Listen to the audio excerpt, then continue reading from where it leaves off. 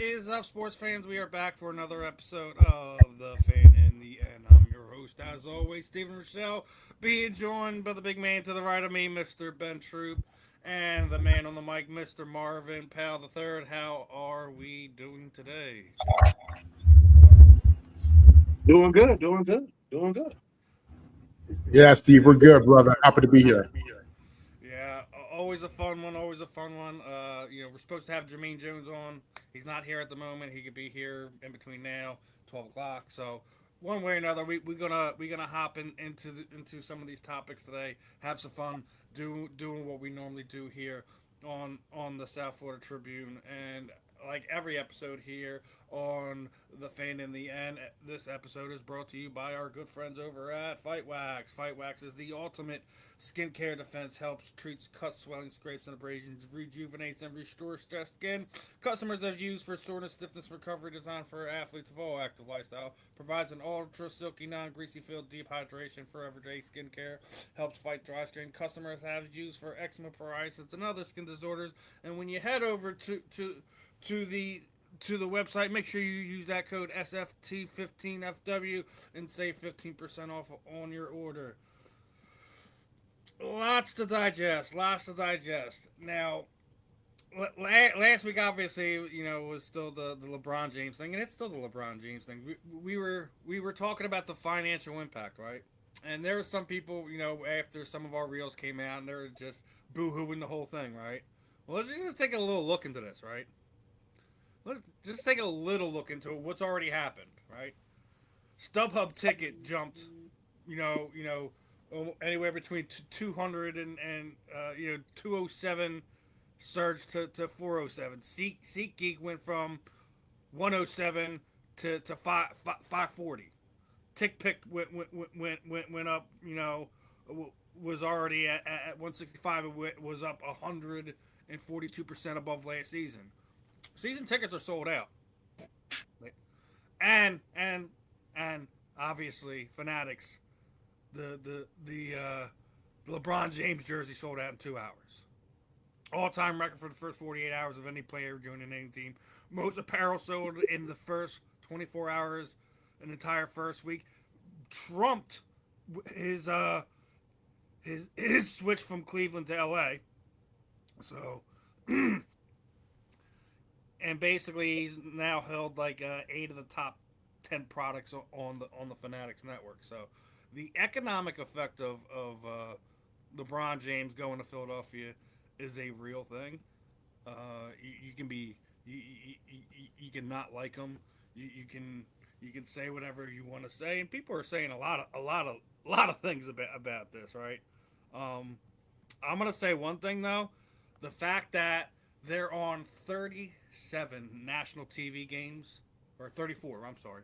34 national TV games this upcoming season means that not just the fans are excited about this, but the league office is excited about this. So, but there's always going to be guys running their mouth. So I mean, it's interesting. We'll get into some of the comments in a minute. But we'd already talked about this last week, seeing the numbers, and we're not even into the season yet, and we're already seeing the economic impact. Marvin, seeing some of those numbers, are you surprised at all by any of them? No, I'm not. And it really only, makes his argument of GOAT for those who think he is the GOAT even stronger. Because when you look at what separates athletes, their ability, and look at Jordan, his ability to turn NBA and being an athlete into business stardom. You know what I'm saying? His ability to generate dollars and be a draw. And you've only seen so many athletes like that. Muhammad Ali, Pele, Babe Ruth. You know what I'm saying? Like LeBron is in that conversation, period. And this is evidence of it. We're talking about a man in his 40s going into his 24th year in the NBA.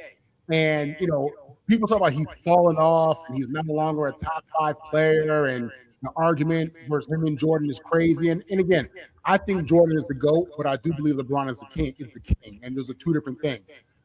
With that said, it does legitimize every argument for LeBron James. I mean, there's no athlete right now that is moving the needle like LeBron, other than one of these top 3 soccer players, okay, in the world. But in American pro sports, who else is commanding this type of attention?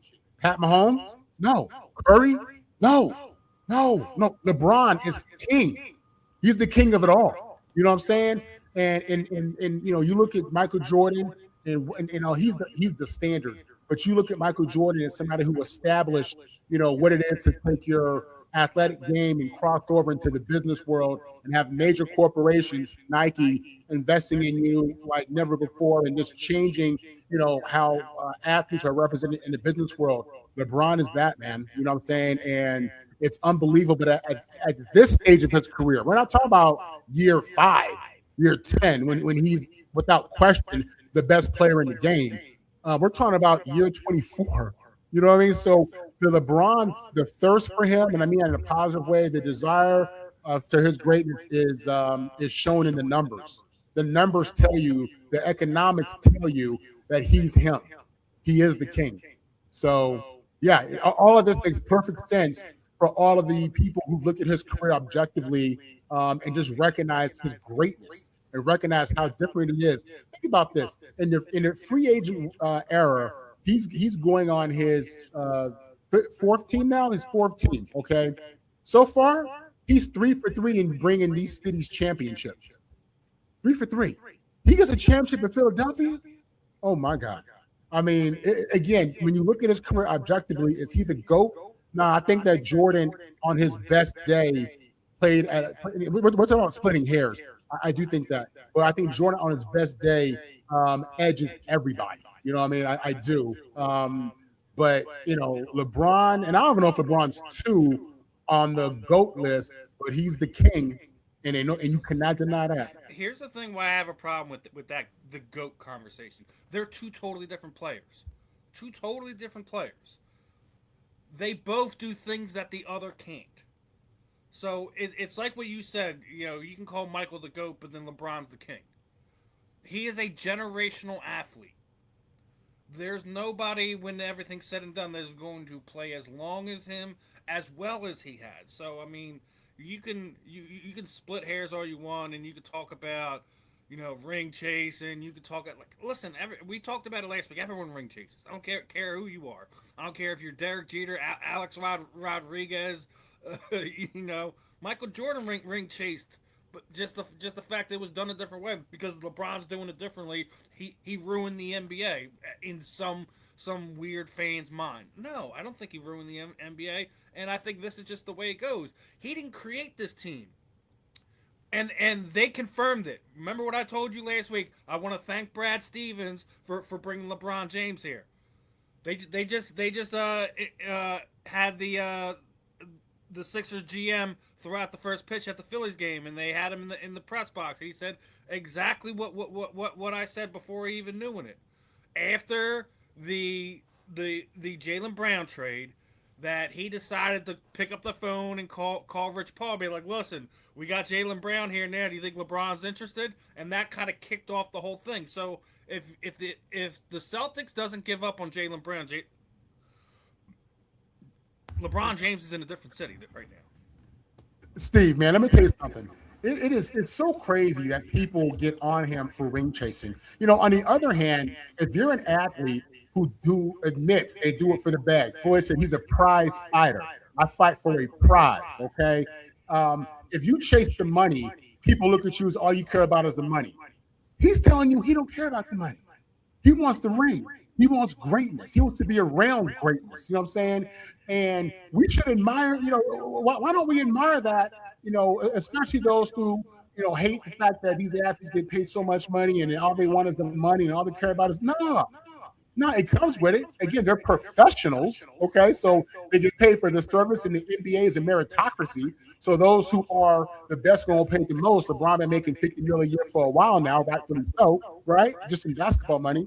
But he's doing it for the love of the game, for the love, for the glory, for all that, for all the good reasons. You know what I mean? He wants to be a champion and do that for Philadelphia in his own legacy. And it's crazy how people don't argue that portion of it, in this moment.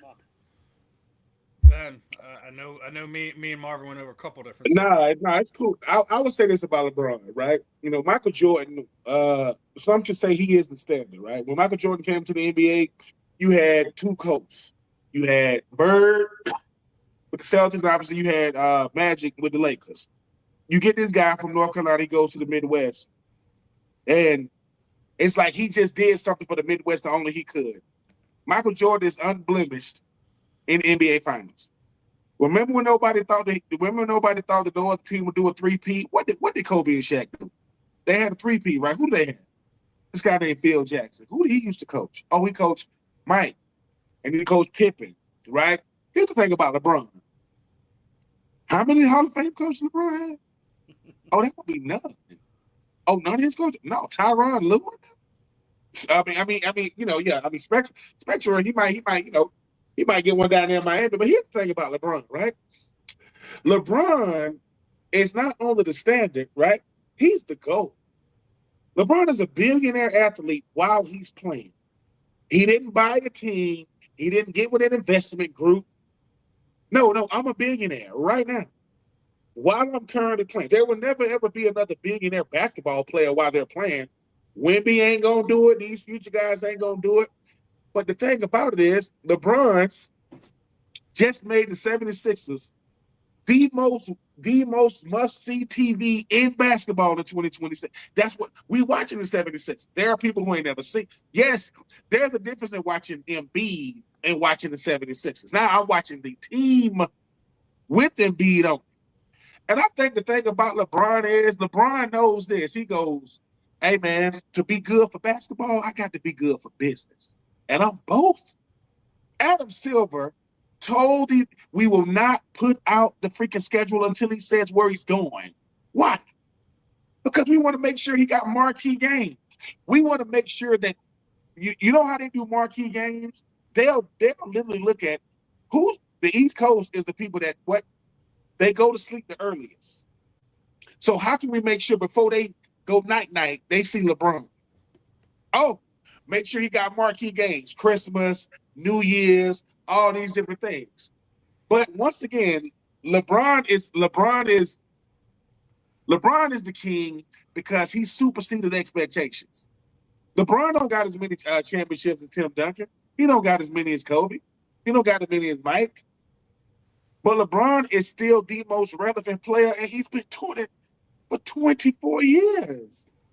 Think about that. Like, we're not talking about a person. We're not talking about Jay-Z that can sell out Madison Square on the same night that the concert goes up. We're not talking about Beyonce that has to do a tour and we see how much he generates. We talk about one dude made a decision and he hasn't even touched the court for the 76ers. And look at what he's already done. He hasn't even played. They got him coming in and out of whatever he's going to shop at. Paparazzi had to move to Philly. Hey, bro, we got to move. What you mean? What you mean what we got to do? We got to move to Philly.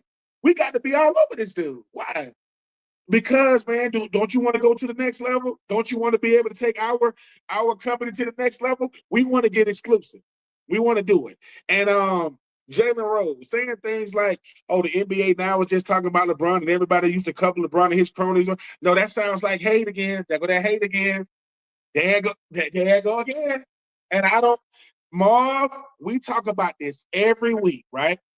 LeBron brings out a different level of NBA coverage has become so weak. It's now led by men, women who didn't play or LeBron stands, former teammates. Oh, so now we talking about people that didn't play basketball again, talking about the game? Well, here's the thought. Who's the greatest NFL coach of all time? Bill Belichick. Did he play the NFL? Oh, he didn't. Who's the greatest college coach of all time? Nick Saban. Did he play it? Did he was a big-time college player? No, Jalen. You know what Jalen is really saying? And Jalen, I can say this. Where you at, Jalen? You didn't have a problem with NBA coverage when you was hyped by the NBA. But now that people ain't checking for you, reinvent yourself. You got a podcast, and you got a name. But to say that it's weak because no. It's going to get weak when LeBron leaves. Oh, when he leaves, Because now we got to watch everybody. LeBron make it so that you don't even got to watch everybody. You know how irrelevant LeBron makes most NBA teams? Forget players. Because you don't even know most of the players anymore. But when former NBA players come out and say the NBA coverage is weak, that's like somebody saying, well, my era was greater than your era. Was it? Yeah, man. Back when we played, and I say, well, okay, that could be the case. But LeBron makes sure, hey man, my farewell tour, I'm still starting. Yes, I've lost a step. Of course he has. He's 41 years old. Think about that. It took him 24 years to lose a step. He's still better than most. You know why? Hey, why don't they ask what's going on in Miami? They panicking because he didn't go. Why don't they talk about what's going on in Golden State? They panicking because he didn't go. Draymond Green waited to sign to make sure they had money for LeBron. Ain't nobody talking about that. Cleveland, if you ever want to know, do people want to play with James Harden? This is it. LeBron said, no. Hell no. I'm not going over there if he's over there. James Harden. So this is not surprising to me. Once again, I would have loved,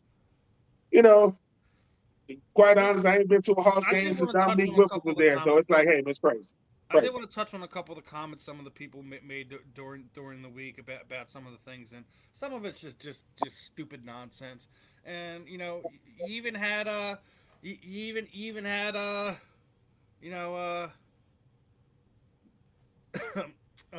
Kevin Durant basically sitting there standing up for him, Jason Williams with his nonsense coming out of his mouth, I don't think we could take him serious anymore. Basically, saying after everything came out, the Knicks are going to be better, the Miami is going to be better, Orlando Magic's going to be better, and we'll finish higher than the Sixers. I can't. Listen, I don't think this team is going to be like one of the greatest teams of all time. It's their first year together. There's going to be some growing pains. They're going to have to figure out what's going to work best for them. But you can't tell me they're going to not be a high 50s, potentially 60-win basketball team. It wouldn't shock me if this ended up being the first real super team that succeeded. And what they have on their side is LeBron's experience, in that he's gone through this in Miami. He's gone through how do we handle ball distribution. The one thing that we know about LeBron, when you look at his assists, even though he's the greatest scorer in the history of the game, he also plays the game offensively aggressive with no ego. And he's all about, basketball efficiency, which is why he, what I'm saying? This is going to flow, I think. I'm not saying, game one, we're going to see it, but after that All-Star break, don't be shocked if this team is looking playoff ready, you know what I'm saying? And smooth, because the leadership matters. It does. When you debunk the whole super team thing, because when you look at it, all right, obviously the comparison is those 17, those 2017 Warriors, right? Mm-hmm. When KG joined that team, they were already 73 in 9 in the previous season. They lost in the NBA Finals. Curry was the MVP, Coach of the Year, 3 All-Stars, and all this. LeBron joined a Sixers team that barely made it into the playoff. They were 45-37, lost in the second round. Maxi's the only All-Star. VJ was an all rookie team. Like it's not the same. It's not the same thing. Did they go and add Brown and LeBron in free agency via and trade? Yeah, they did. But you can't sit there and tell me that's a super team. We don't know if they're a super team yet. Well, but I agree with you. But Marv and Steve, but you know what they're trying to do?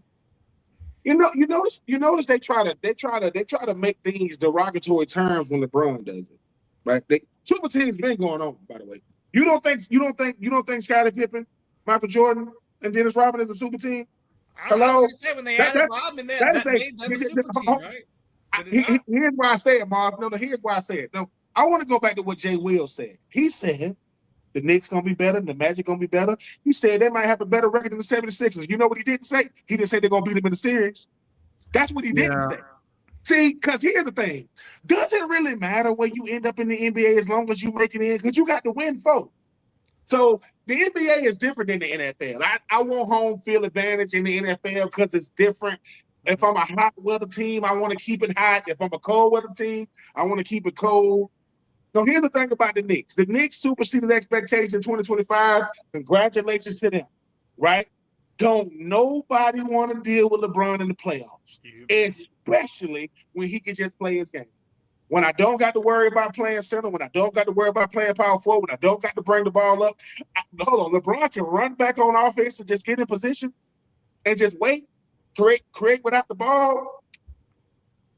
You know what's crazy though? Why LeBron make people so mad though? God dang, he got to pick one team. Oh, he did. I'm just saying. But you know what though? Don't everybody want a super team though? Isn't that the goal?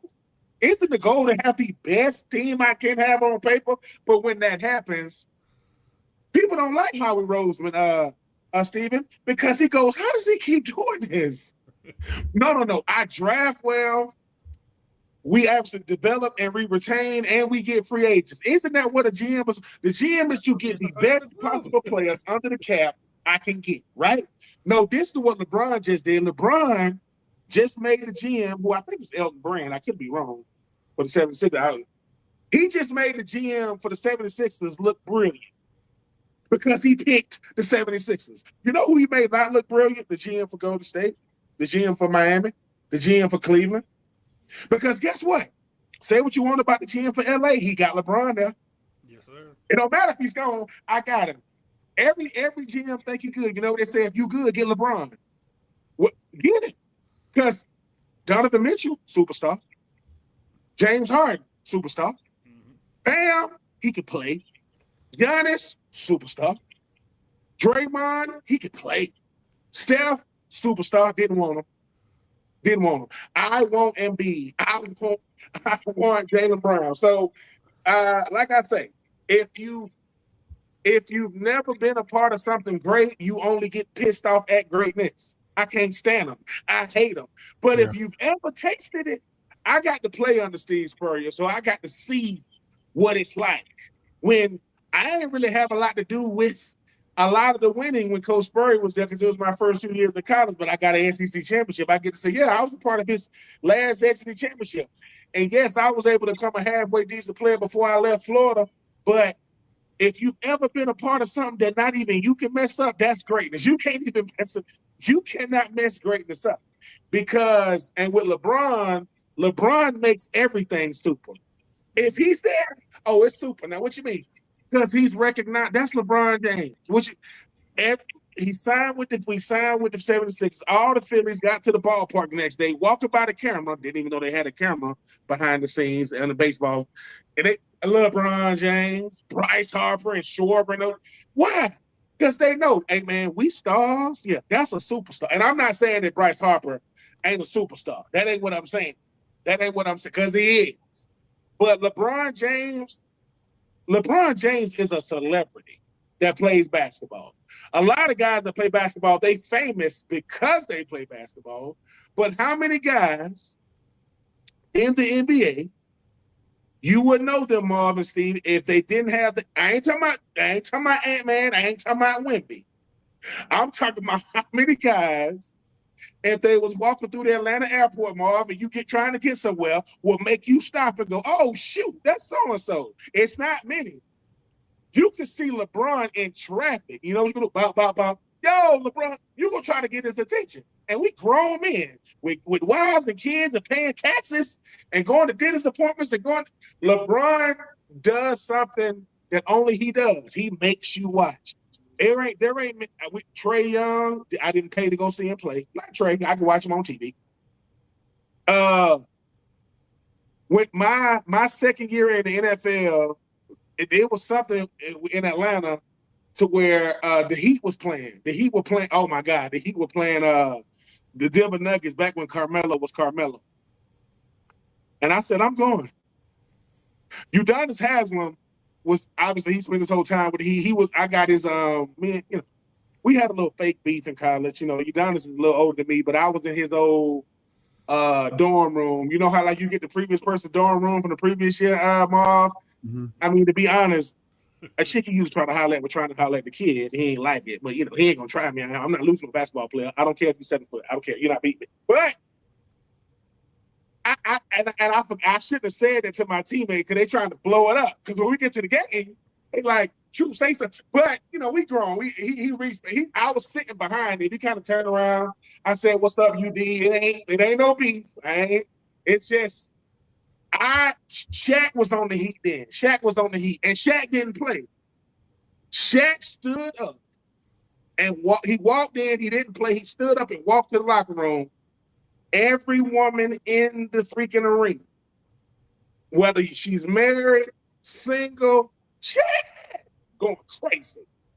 So, and that's what LeBron is, man. LeBron got Chuck mad, Jalen Rose mad, Jay Will mad.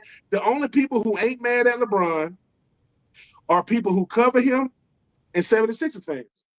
Because 76ers fans right now, I'm not going to say some of y'all ladies on here congratulating him for being the 76ers. I hope your man ain't watching. Because some of these videos. Well, like you were sitting there saying, a lot of people are excited about it. Like, you were talking about the Phillies and stuff. You're not the only one. Like, they even talked to Jalen about it, right? Obviously. And, he was like, I think for what he represents in sports culture, it's huge. It's huge for the city. It's huge for Philadelphia. I'll be excited to have a figure like that in the city and what he's done. One of the greatest to ever do it, and I'm excited to be a part of that. So, like, even though if it's not your sport, so these other superstars, athletes, guys in the city, they know what he means, not just to the city but to the sport itself. And it's something like, when you get minds like that together, you know that they're gonna have situations where they're able to go pick each other's brain and stuff like that. So it's good to see that. And I'm calling it right now. Hey, yo, Jalen. Hey, yo, Jalen Carter. Get a LeBron James cleat. I better sell out. Get a LeBron James cleat and it's gone. I'm just telling you, because you don't believe me. Deion Sanders, why did he bring his cleats back out? Because he's popular, right? Why did he come back out with it? If a basketball player got a football cleat, I'm sorry, they do got a basketball player with a football. His name was Jordan, right? Jumpman, right? So LeBron, hey, if you ever gonna start a cleat, I know 2 guys gonna buy them. Every Philadelphian and Gilly the kid. Gilly gonna buy something. He ain't got a choice. Hey, that's not the only thing they got going on. They'd already announced that they're in the middle of trying to nail down an agreement on a Last Dance style type of documentary on LeBron leaving the city. So it's hold on. Wait. Netflix ain't telling LeBron, hey boy, if we did it for him and he's done, of course we'll do it for you. You current. Yeah. Ben, to your point earlier, the only people who hate super teams really are fans whose team is now super team. You know what I'm saying? And fans whose teams aren't being aggressive in free agency like that. You know what I mean? And Steve, you had mentioned, last year they barely made the playoffs and all that stuff. You know what? This is the difference between the Sixers and that Warriors team we were talking about. The Warriors team was already loaded before they got Durant, okay? But, Philly, you have to look at them like bland food. You know what LeBron is? He's salt, okay? And when you add that one ingredient to an already existing situation, it changes the whole situation, right? That's what LeBron brings to the table here. That's what he's bringing to the table, and look, man, consider this. If you watched him play last year, like I watched him play, okay? I watched quite a few Laker games. LeBron, when he wants to score, he can still score. He's still smooth from the 3. He can still take you to the paint like grown man style. He can still post up like a real power forward. You know what I'm saying? Like he might not be as fast or be able to play as many minutes, but when he's on, he's still LeBron. Yeah, I mean, it's something we'd already talked about when LeBron wants to take over a game, he's going to take over a game. But here's the thing: is that he's in a situation where he doesn't have to. He can just, pick his spots, pick his shots. Even take a few plays off, so to speak, just because the offense ain't going to be run through him. He's going to be, the decor, the guys trying to catch, flash and catch the defense attention. Next thing you know, you got Maxey in the corner wide open for a three, or Edgecombe's wide open, or you miss a shot and Embiid puts it back where he doesn't have to worry about going in the paint and fighting for rebounds. I think they have a potential, if everything works the way I think it should. They could not only be a deep playoff contender, but they very well could be a championship team. LeBron's first year. Of course, Steven. Of course they could. And guess who know that? Everybody in the NBA does. And everybody in the NBA knows Kevin Durant went to a team that already won without him because Draymond Green called him. Hey, KD, bro, we need you. Don't give me that, I'll think about it. No, we need you. And guess what? KD was the best player on that team. We get it. KD won 2 MVPs, right? You know how hard it is to win when you ain't on a team with superstars? Ask KD. How many did he win without Golden State? And he's had Kyrie. He got James Harden twice. He got a young James Harden. We do 6th man of the year. Then he got James Harden again, right? He had Devin Booker. It wasn't him and Devin Booker. KD has had some players. You know what KD won't say? He won't say out loud, yeah, I can't do it by myself. LeBron, I don't know how he does it. Like, I don't know how he takes all the criticism, but he's still going to lead the team in minutes played, points, assists, rebounds, blocks. Didn't that first finals that LeBron and them lost, they almost gave the MVP. I mean, when they lost to Golden State, they almost still gave the MVP to LeBron. He played that well, right? Kevin Love. Why does Kevin Love got to Kevin Love and Kyrie Irving and Dwight Howard? These dudes get it, and Anthony Davis. These boys can say, I'm an NBA champ. Why? Because I played with LeBron. Because I played with LeBron, I get to say. So when it comes to the 76ers, Joel Embiid is gonna get what Luka got. Remember people talking about how Luka's conditioning, he don't look like that now? Because LeBron got him right. Hey, bro, you can't look like that in public. What you mean? I know you can hoop, but you got to look the part. You don't believe me? Yeah. Tom Brady don't play football no more. He still look the part, don't he? Yeah, because I still want to. Travis Kelce look like this going into camp. Man, that wedding weight's real. That wedding weight's real. I saw. I think the thing is too. I think the thing is, right, when you see certain people in public, like you meet them or you get to be around them, they got that aura about them. You know what I'm saying? Like the former owner of BET. It was a BET sponsored event. He is the owner and founder and CEO. He's walking with Michael Jordan, and he said, "Now I get it." He said, I ain't never seen people act like that. Like, security is people trying to jump over the barricade, you know what I'm saying? And I think with a place like LeBron and a place like Philly, to where y'all, if you in Philadelphia, it's like Marv being from LA. You don't get to pick different teams. Now, Marv get to pick the Jets because his daddy played there. I got to live there. That's different. You from LA, you either get the Dodgers. Well, no, I'm sorry. You only get the Dodgers. Sorry, Anaheim. Ain't nobody picking the Angels down there. What? They're not. LA's a Dodger town, 100%. I'm just saying. Now, here's the thing. The only split in LA, to me, that's real, is UCLA and SC. You're not Clippers fans. Outside of Marcellus Wiley, I've never met one. I've never met a Clippers fan. From LA, it's Lakers, man. And SC, not to compare the two, you go to UCLA when you didn't get the SC. That's what I was told. Every SC they couldn't get in. That's what I was told. Now I don't know if that's true, but nothing against you. Listen, UCLA Bruins, y'all got a great tradition with different players. But people say, "Hey man, what college you want to go to if you're from LA? You from California? Yeah. You want to go to SC?" They'll say, "Why not UCLA?" They be like, "Is UCLA? Talking about a Bruin, a Bear?" No. And that's nothing against UCLA. I ain't coming at them. So I just think that now these Philadelphians, they so ready to talk trash to these New York Knicks fans. They talking trash anyway. But now it's them beefed up even more. And look, when I said they're gonna be the first super team to really hit it, What I really meant was when you think of a super team, you think of a potential for dynasty and multiple championships. That's what you think in the fantasy world, right? On paper, you look, man, because that's how I felt about Brooklyn when they had, KD and Harden and Kyrie. I was like, who in the heck is going to compete with that for years to come? They about to take over, right? Philly, listen, this is on LeBron. I know he signed a 2-year deal, but he's still waiting for Bryce to come up, right? I don't know how many years Bryce got till he get to the league. And for as good as he looked, man, LeBron may go beyond 2 years. And if they win a championship, and you're right. Rich Paul even said it that he said coming to Philadelphia has re-energized in a way that he never imagined. He's like he signed for 2, but he could play for 4. Yeah, I didn't hear him say that. Yeah, I agree. And could you imagine? I know this is crazy. Could you imagine if Philadelphia does the unthinkable and wins the chip, and then they go back to back, and LeBron resigns to come off the bench?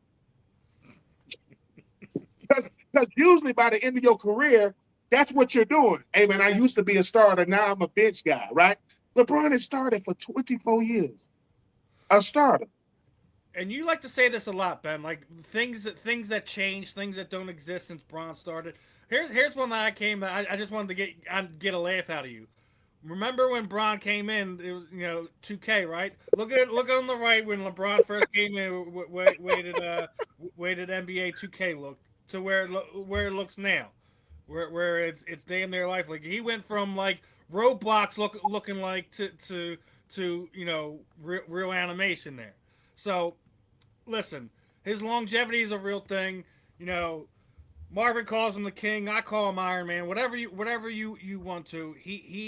He's going to still be the topic of conversation for men's professional basketball, at least for the next few years. But I do want to get into some WNBA talk. So a little bit of good, a little bit of bad, a little bit of ugly. Let's start with the bad. The bad look that came out this week when both it was caught on camera recording that Angel Reese and Paige Buckners were shown on video waging an outcome in a game. WNBA Commissioner Kathy Engelbert, basically had a conversation and kind of said there's going to be no penalties or anything like that. They're flirting with some dangerous stuff there. Like, look, I get it. It's not like they went to a bookie and placed a bet or something like that. And let's not act like this is the only time this has ever happened in professional sports. 2 athletes go and make a personal wager between it. That's normally kept behind closed doors. If there's a bet, you don't make sure there's video evidence of it where after the game, that video's floating around social media and everyone's getting a chance to take a take in it. If you're gonna show this side of it, it's gonna unveil a behind the scenes type of situation that I know the WNBA isn't ready for that firestorm. We've already talked about it.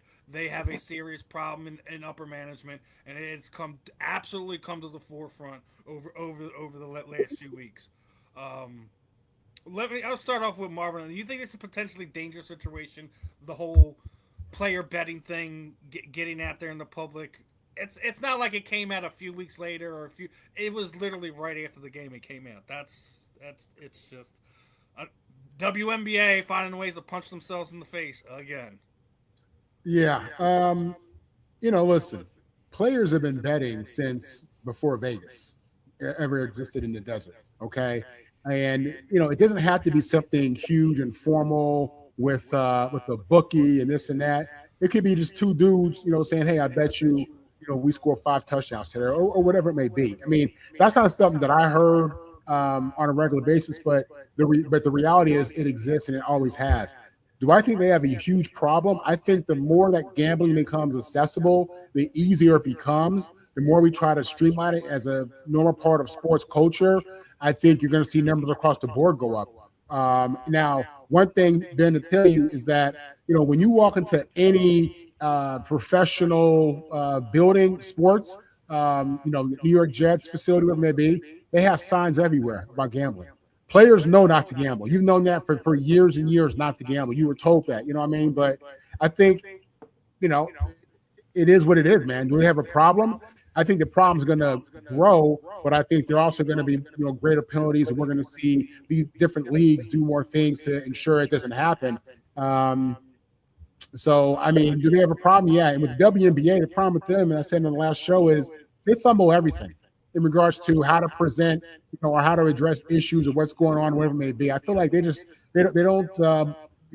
get the bigger picture, I think, and understand opportunity as it pertains to media, and how to show leadership and how to show accountability in a healthy way. You know what I'm saying? So I think there is going to be a problem. I think it's inevitable across the board. I think whenever big money is involved, you're going to always have greed and desire at an all-time high. And, yeah, so I think this will be a problem moving forward. But they're not. It's not going to stop leagues from playing. It's too much of a cash cow. You know what I'm saying? So they're going to figure out a way. But hustlers and gamblers and dudes who just want to make side bets or friendly bets, whatever, they're going to do that. Whether it's with a teammate or with a bookie or on an app. What are your thoughts, Ben? Is this? I think that sometimes when it comes to the WNBA, it's almost like they're trying to reinvent things that no one does. Meaning, that it's y'all mic'd up. Paige, Angel, y'all are some of the most recognizable players in the WNBA. Y'all are some of the faces, right? The question is why?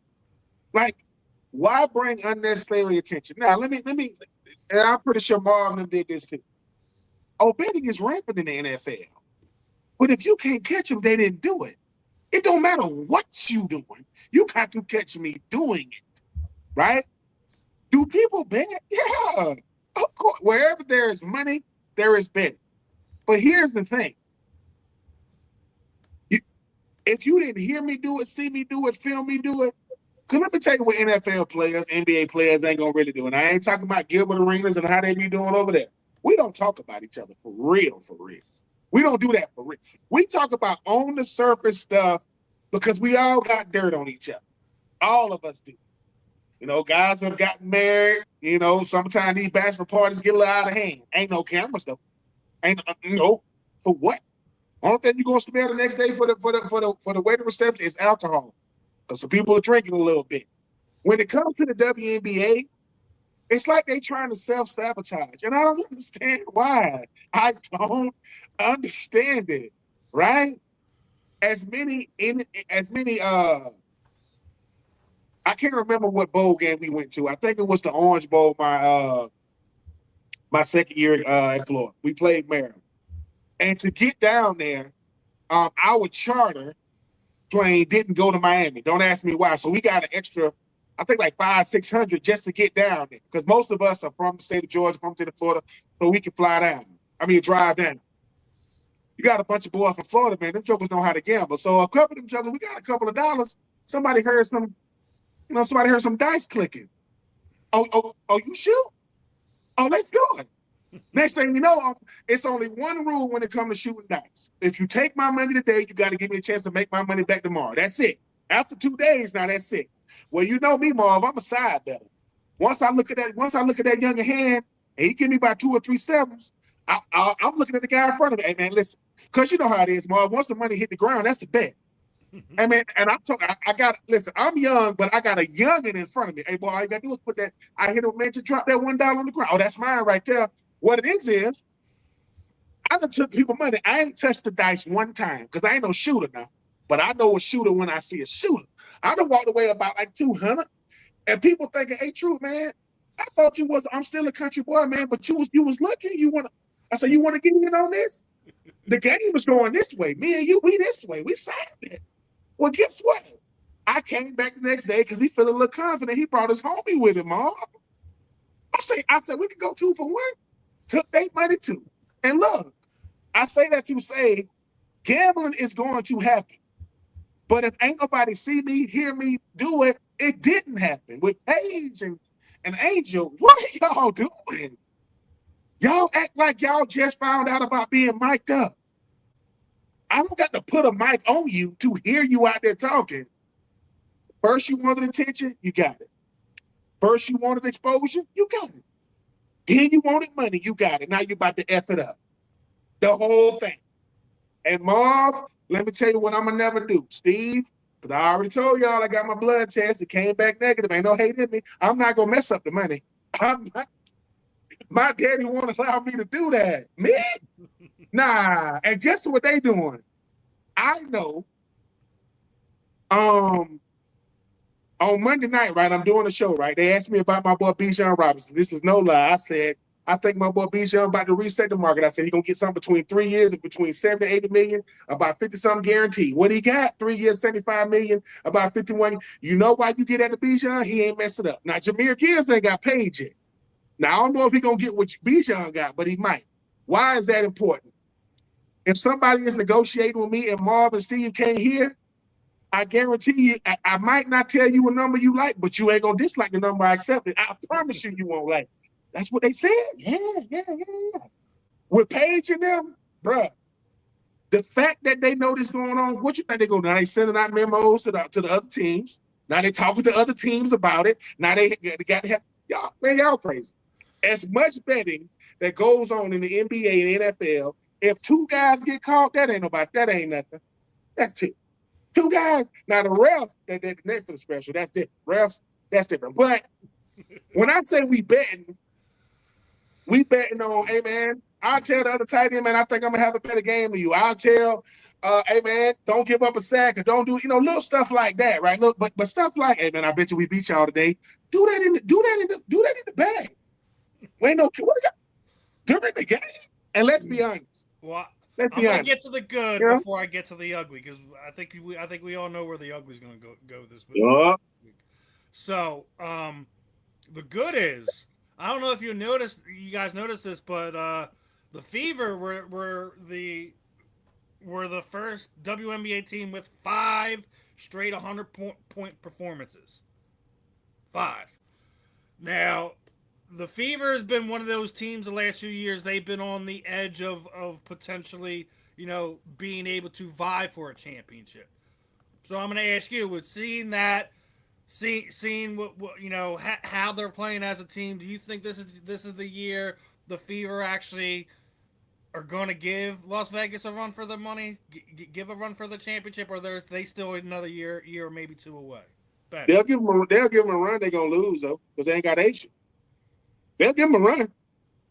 I mean, Asia Wilson and them wasn't even supposed to. They was on the verge of not making the playoffs last year, and they came back and look. Listen to me. I know Asia and Bam. I know they dating. If they ever have a baby, that baby is gonna be 8 foot. That baby gonna be taller than Wimpy. But the WNBA is very simple. When you got the best player in the WNBA and they make it to the finals, you understand why. Because Becky Hammond, she gonna say they said they came to the sideline, they took a timeout, and Becky told Asia, she took the board, threw it down, and said, "Get me a bucket." What? I ain't got no play. I got you. Give me a bucket. So I think it's good theater, right? I think it's great. Asia Wilson, man, she got her own shoe. I know NBA players ain't got their own shoe. You know what I'm saying? And they nice. I think Indiana they can take them to game 7, whatever. But who you want the ball in your? Who gonna stop Asia? Hold on, I just because people think it's bad, they think I'm biased, and I get it. So I just want to check something out real quick, because I'm not the best stat guy. But when I go to Asia Wilson, I see 3-time WNBA champion 2022, 2023, 2025. I see 2-time WNBA Finals MVP 2023, 2025. I see 4-time WNBA MVP 2020, 2022, 2024, 2025. Oh, this is 2026 season. Oh, okay, and she's still in the NBA. I mean WNBA. So yeah, I like Indiana. I think the Fever can be nice, but once again, how many WNBA players do you know I'm walking down the street? About 4. and Asia, and here's the thing. I love Bam. Bam scored 80-something points. He got the second most score points ever in the NBA. It's Wilt, it's Bam, it's Kobe. Bam, I think Bam will beat Asia in a 1-on-1. But as far as like star power, Oh, Angel nasty, man. She the face of the WNBA, not named Caitlin Clark, not named Angel Reese. But yeah, I think it'd be good theater, man. But if you ever want to, if you ever want to become a fan of the WNBA, watch the finals. Cause it'll make you become. It's like getting into baseball and watching the home run derby. It'll make you enjoy the season. But yeah, I'm not saying Asian them can't be beat. I'm saying you got to beat them, and it's gonna be hard to beat them. That's all I'm saying. What about you, Marvin? Yeah, listen. You got the hardest part about winning is winning again. You know what I'm saying? Now she's a multi-year champion. Asia Wilson has been just discussed. But what's dangerous to a champion is another team that's hungry. You know what I mean? You fighting off them young lions, them young wolves. You know what I'm saying? Who want to eat, and that's what Indiana is. And again, it's one of those things where Caitlin Clark, either you love her or you hate her. Regardless of that, you gotta say she a baller, man. She big time. You know what I mean? She is. And I think she has her team. I think she has some players around her.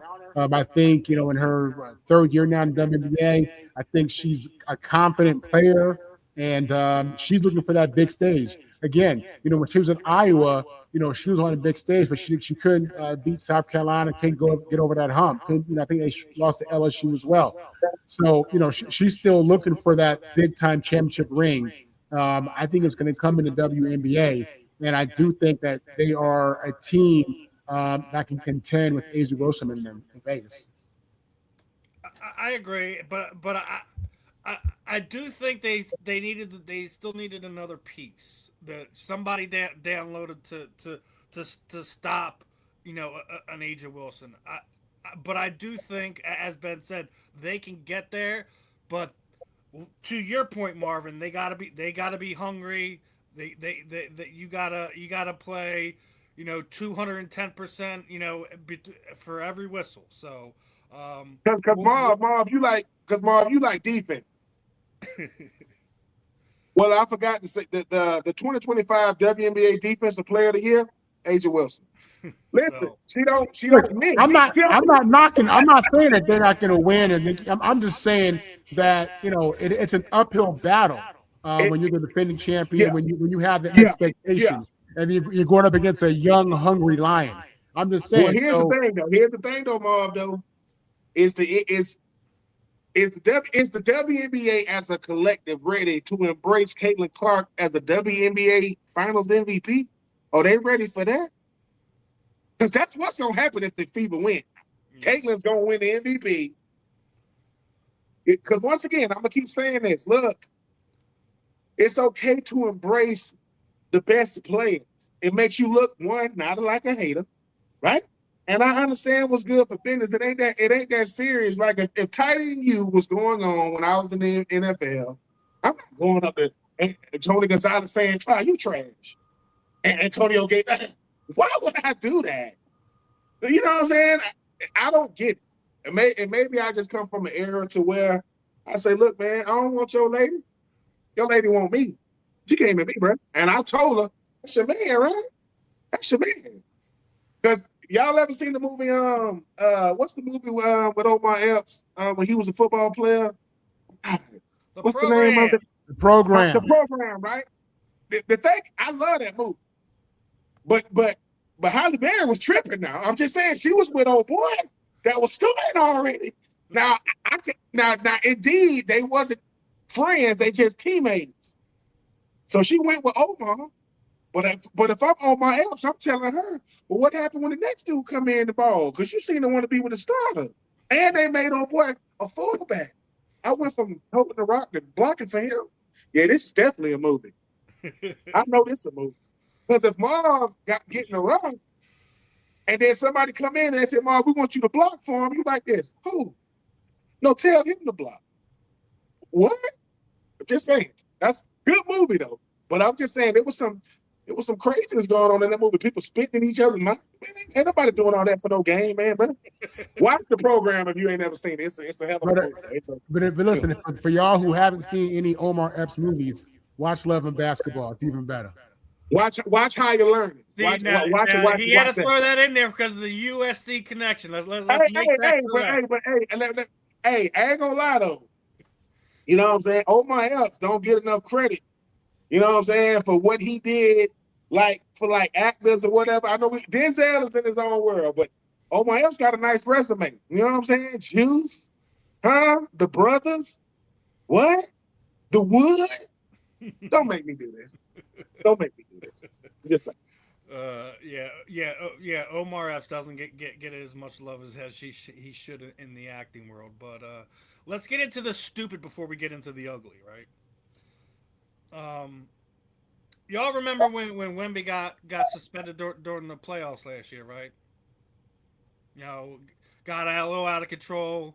You know, throwing his arms around, elbowed somebody, and missed the game, right? So can somebody explain to me why this past week, another situation, and you know, Sophie Cunningham playing good defense, she gets cracked in the face, she's bleeding, whatever. There's no foul called on the person throwing the elbow. They fouled her. They fouled her. So we already talk about refereeing, judging, all that other stuff that, you know, we need to be better at. This is something the WNBA absolutely can control, and whoever is the ref team that calls a foul on Sophie Cunningham for getting elbowed in the face, blood's in her mouth, the whole nine. I don't know if y'all on somebody's payroll or what, but that had to be the worst foul call I've seen in an NBA game that I can remember in a long time. In a long time. I don't know if this is, you know, insider league punishment for the other stuff we're going to discuss in a minute, but if you're having one of your stars in one of those situations and they get a foul called on them when they're the one that caught an elbow in the face and they're bleeding, man, this league is in trouble. This league is in trouble. Marvin, I don't know if you've seen this, if you're first time hearing about it. What are your thoughts on the foul call for Sophie Cunningham? A couple things. First, this human error is part of the game. You know, anytime in refereeing is, even though the rules are sometimes black and white, a lot of it is subjective. You know what I'm saying? And it's what the eye caught. That's why we have instant replay, but we don't have them in all situations. But human error is part of the game. Again, it's selective outrage because it's only a problem when it happens to your team. When your team benefits from it, it's all good. You know, God is good, right? But, you know, it's a situation where it's unfortunate. Then you wonder, you know, if this is tied into all the drama that's been going on. You know, Sophie has made some comments about trans athletes. Yeah, we're going to get into that in about a minute. I got it all lined up, bro. You know, you wonder if that's crept into the minds of the refs. The refs are human beings too, y'all. They're professionals, but, you know, but so's the president. You know what I'm saying? So, no, I'm just saying that just because you get in a professional position doesn't mean that the human condition doesn't impact you. So you wonder, you know, if this is something aimed at Sophie through the ref. You hope not, because that's completely wrong. But yeah, human error is part of the game. It is what it is, and you're only mad if it didn't benefit your team. Marvin, the referee, Ben, the referee call. yeah, I think, you know what, Sophie is kind of seeing what it's like to be, you know, to be like a Caitlin Clark. Superstar treatment in the WNBA is fierce, boy. When you start standing out, and all she did was point at people, she had the pointing meme, right? She did the pointing meme, and sometimes. I mean, Marv, maybe we got to have a Marv. Listen, we got to have a Marv segment every week. Like, why y'all so mad? Why y'all mad? Everybody don't have rapper. the same, Remember right? that? The mad rapper. Yeah, but here's the thing, right? Sometimes I think you might be getting the type of attention I want to get. So maybe if I'm doing something towards you, right? And I get it. You know, Sophie Cunningham, you know, she's definitely becoming one of the, you know, bigger faces in the WNBA. But until you become a superstar treatment in the NBA ain't like superstar treatment in the WNBA. Superstar treatment in the WNBA, you getting beat up, you getting choked, elbowed, slammed, but no harm, no foul. Right? If these refs, which I know we're gonna get to, but these refs, They got feelings and emotions too. People say refs are unbiased. Huh. All right, keep thinking that the ref is unbiased. You know what's crazy? We don't know who these refs teams are, who these refs are related to, who they like, dislike. But guess what? Refs got access to social media. They look at stuff, see stuff. So sometimes we don't. We never privy to. They'll let us go into the huddle in the timeout. They'll let us go in the pregame huddle and warm ups. We never know what the refs talking about. We don't see them when they come in they huddle before. Hey, listen, we got this girl right here. Make sure you. We don't know. We don't know. And I'm not saying that's what they do. I'm saying we don't know. So Sophie, it's the cost of being a superstar. It's the cost of being one of the faces. It's the cost of being popular. And I'm not saying I'm a fan of being elbowed, but if you've never played basketball before, and if you've never been fouled hard before, you ain't played basketball that long. You ain't playing many games. If you didn't play football long enough to get hit hard enough to say, this ain't for me. I don't know if I need to be doing. You didn't play football long enough. So sometimes you have to be reminded, hey, man, you ain't getting you might think you a superstar, but you ain't getting a superstar treatment from the players. Not from us. You my opponent. And Marv, you know how I go. My brother could have played for another team. I'm trying to kill him. But do I want to hurt him? No. Do I want him to feel me? Yeah. And sometimes it's different methods. I tell you what, they could do a documentary on fumbles in the NFL. When it's a fumble, that pile, boy, some stuff going on at the bottom of that pile, boy. It's some stuff going on in there that shouldn't be going on. But guess what? I'm trying to get that pigskin. I'm trying to get that. Sophie, you'll be all right, shorty. Hey, man, maybe you won't, I don't know if she got some type of modeling gig or whatever, but you better appreciate this popularity. You can walk down the street and people say, Sophie, can I get an autograph and a picture? They wasn't doing that. I'm not saying they wasn't doing that before this year, but they ain't doing it like they're doing it now. You'll be all right. She's in the Sports Illustrated spread this year. So she got it, but you're right. She's been dealing with a lot, and we're gonna get into it now. I mean, basically, non-basketball question was asked, and basically asking about trans athletes in women's sports. We've been dealing with this for 6 years or more. Riley Gaines is probably the most famous female swimmer now, just because of her stance on the matter, which is now, at least in Tennessee, going before it's going to become a law in Tennessee very soon that there isn't going to be any biological males allowed in female sports. And it's not like this is a new discussion. So Sophie Cunningham, your comments this week, you're officially a member of the Common Sense Committee here on the South Florida Tribune. It doesn't take a rocket scientist to figure this out. The fact that we're having to have this conversation yet again is just more testament to the nonsense. Listen, I'm not telling these people they shouldn't exist. They shouldn't be fighting for basic rights. What you do in your own personal time is your personal thing. If that's what you feel like you identify as a woman and you were born a man, that's your thing.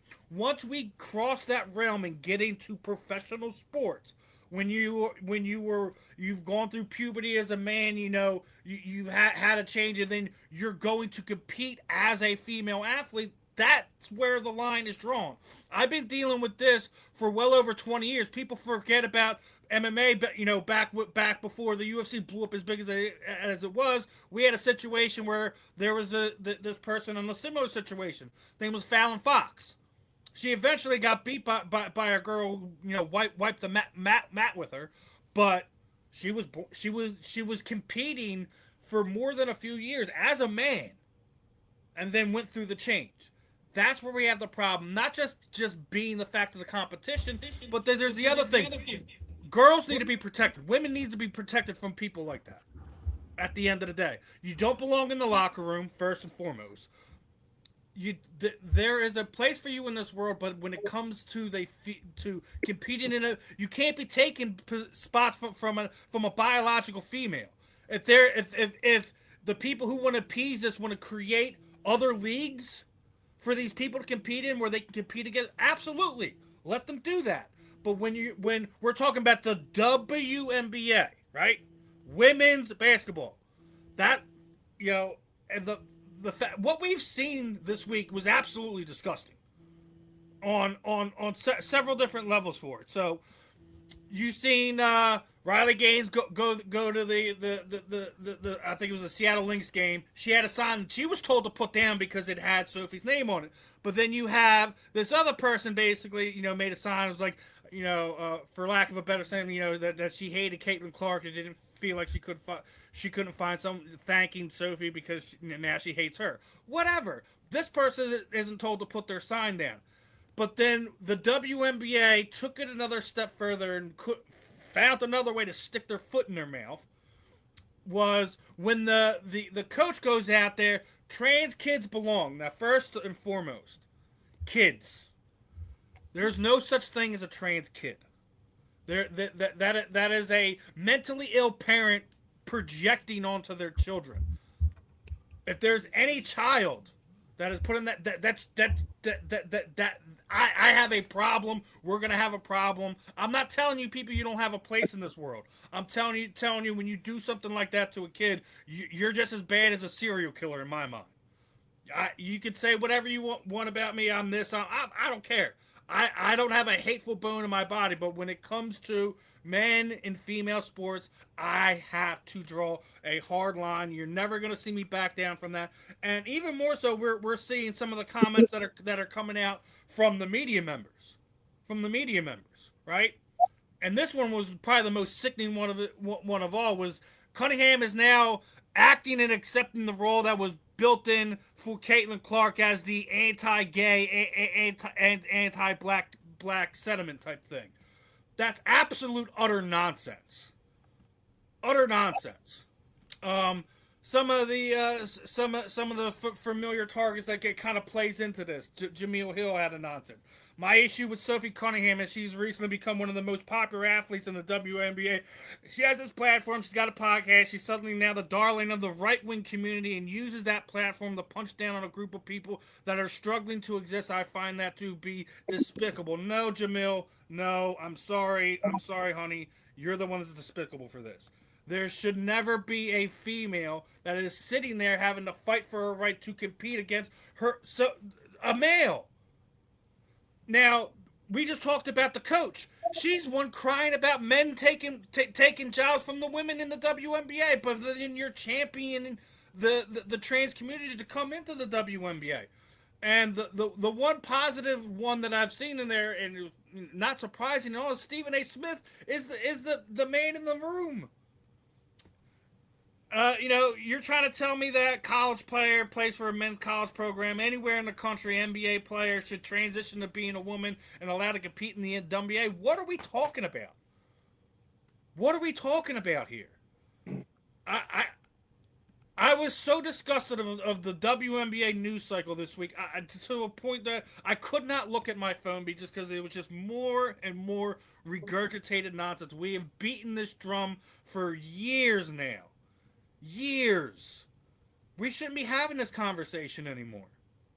And then some idiot wanted to bring up the fact that Sophie was a kicker on a high school football team. Yes, women have openly been allowed to compete in men's sports in those situations. Tell me when there's ever been someone that's made it past the kicker. Where's the female linebacker? It doesn't happen. Where's the female quarterback?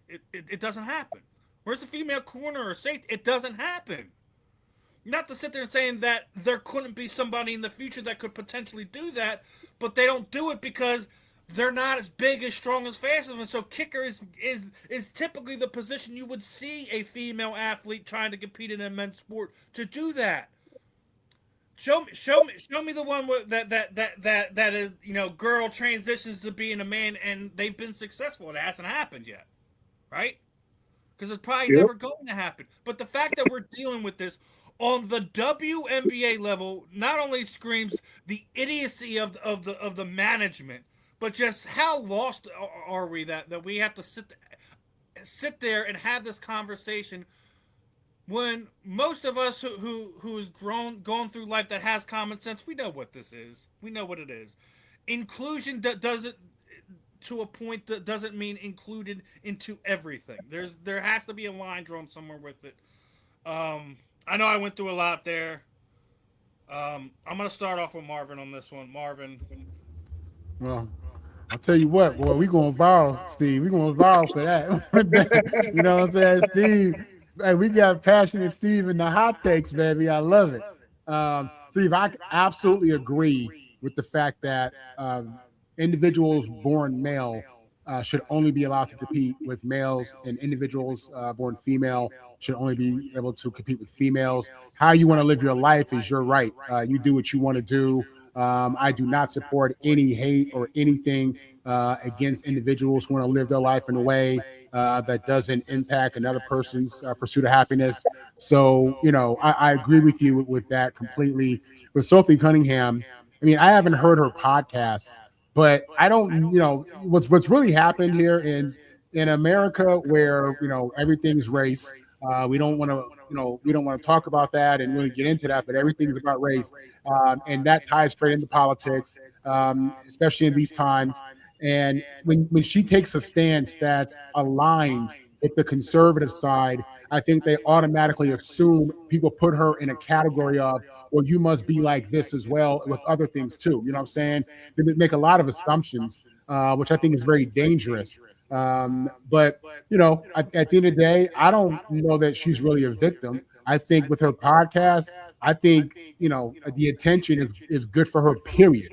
Whether it's, you know, coming from the right, the left, whether it's a bad name in her, I mean, she's going to profit off of that. And she knows that. I don't know that she's necessarily playing into that, you know, but, you know, she's allowed to have a position as well. You know, it's okay. We have to be, we have to, no, I don't agree with, promoting hate, and I don't think that's subjective. I think that's very clear when something's meant to be hateful, but I don't know that she's done that, you know what I'm saying, to be honest with you. So, you know, I think a lot of the media have put her in a position, made her look like she must be this and all this other stuff too. You know, obviously she's white, you know, and they're, you know, I just think they're taking advantage of the situation. People are eating it up, and, you know, and that's just the times we live in, though. We live in an era where clicks matter. So this is all good for everybody's business. We talking about it, right? We talking about it. So, I mean, it's, you got to remember what you're dealing with this media machine, and you have to be able to, you know, do your own fact checking. But I think this young lady is being accused of stuff that haven't been proven to be true yet. I don't have a problem with her stating her position on anything political. That's fine. I don't know that she said anything hateful. But I also agree. She made that clear, like, yeah. You know, this isn't. I'm doing this because the girls need to. The girls need to be protected. The women need to be protected. 100%. She made that very clear at the beginning of this, and like you said, everyone's kind of turned this into something that it's not. Because and listen, and the media always does. People just ain't paying attention. But anyway, go ahead, man. I'm gonna say it like this: if an NBA coach wore a shirt like that, how long would they still A, be employed, B, not be suspended or fined? Facts, Steve. Oh, that's 100% fact. I mean, Sophie Cunningham, when you speaking for people who are afraid to say it themselves, they gonna comment on what you say, because they can say, well, I didn't say it, she said it, right? If I walk around with a pro-black shirt, somebody gonna say, you anti-white? No.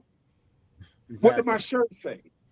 If I say I'm anti-war, they're going to say, oh, you anti-soldiers? No. What does my shirt say? So if I say I'm pro-man, pro-woman, that doesn't mean I'm anti-transgender. That's not what she is saying, and that's not what people are saying. Let's call this what this really is. Some things we ain't well versed in. I'm just giving you my opinion on it, and you want to talk to me like I got a PhD in. I'm giving you my opinion on something, right? And let's call opinions what they really are. It ain't even what it's saying. It's all about who said it. It ain't even what it's done. It's who's doing it.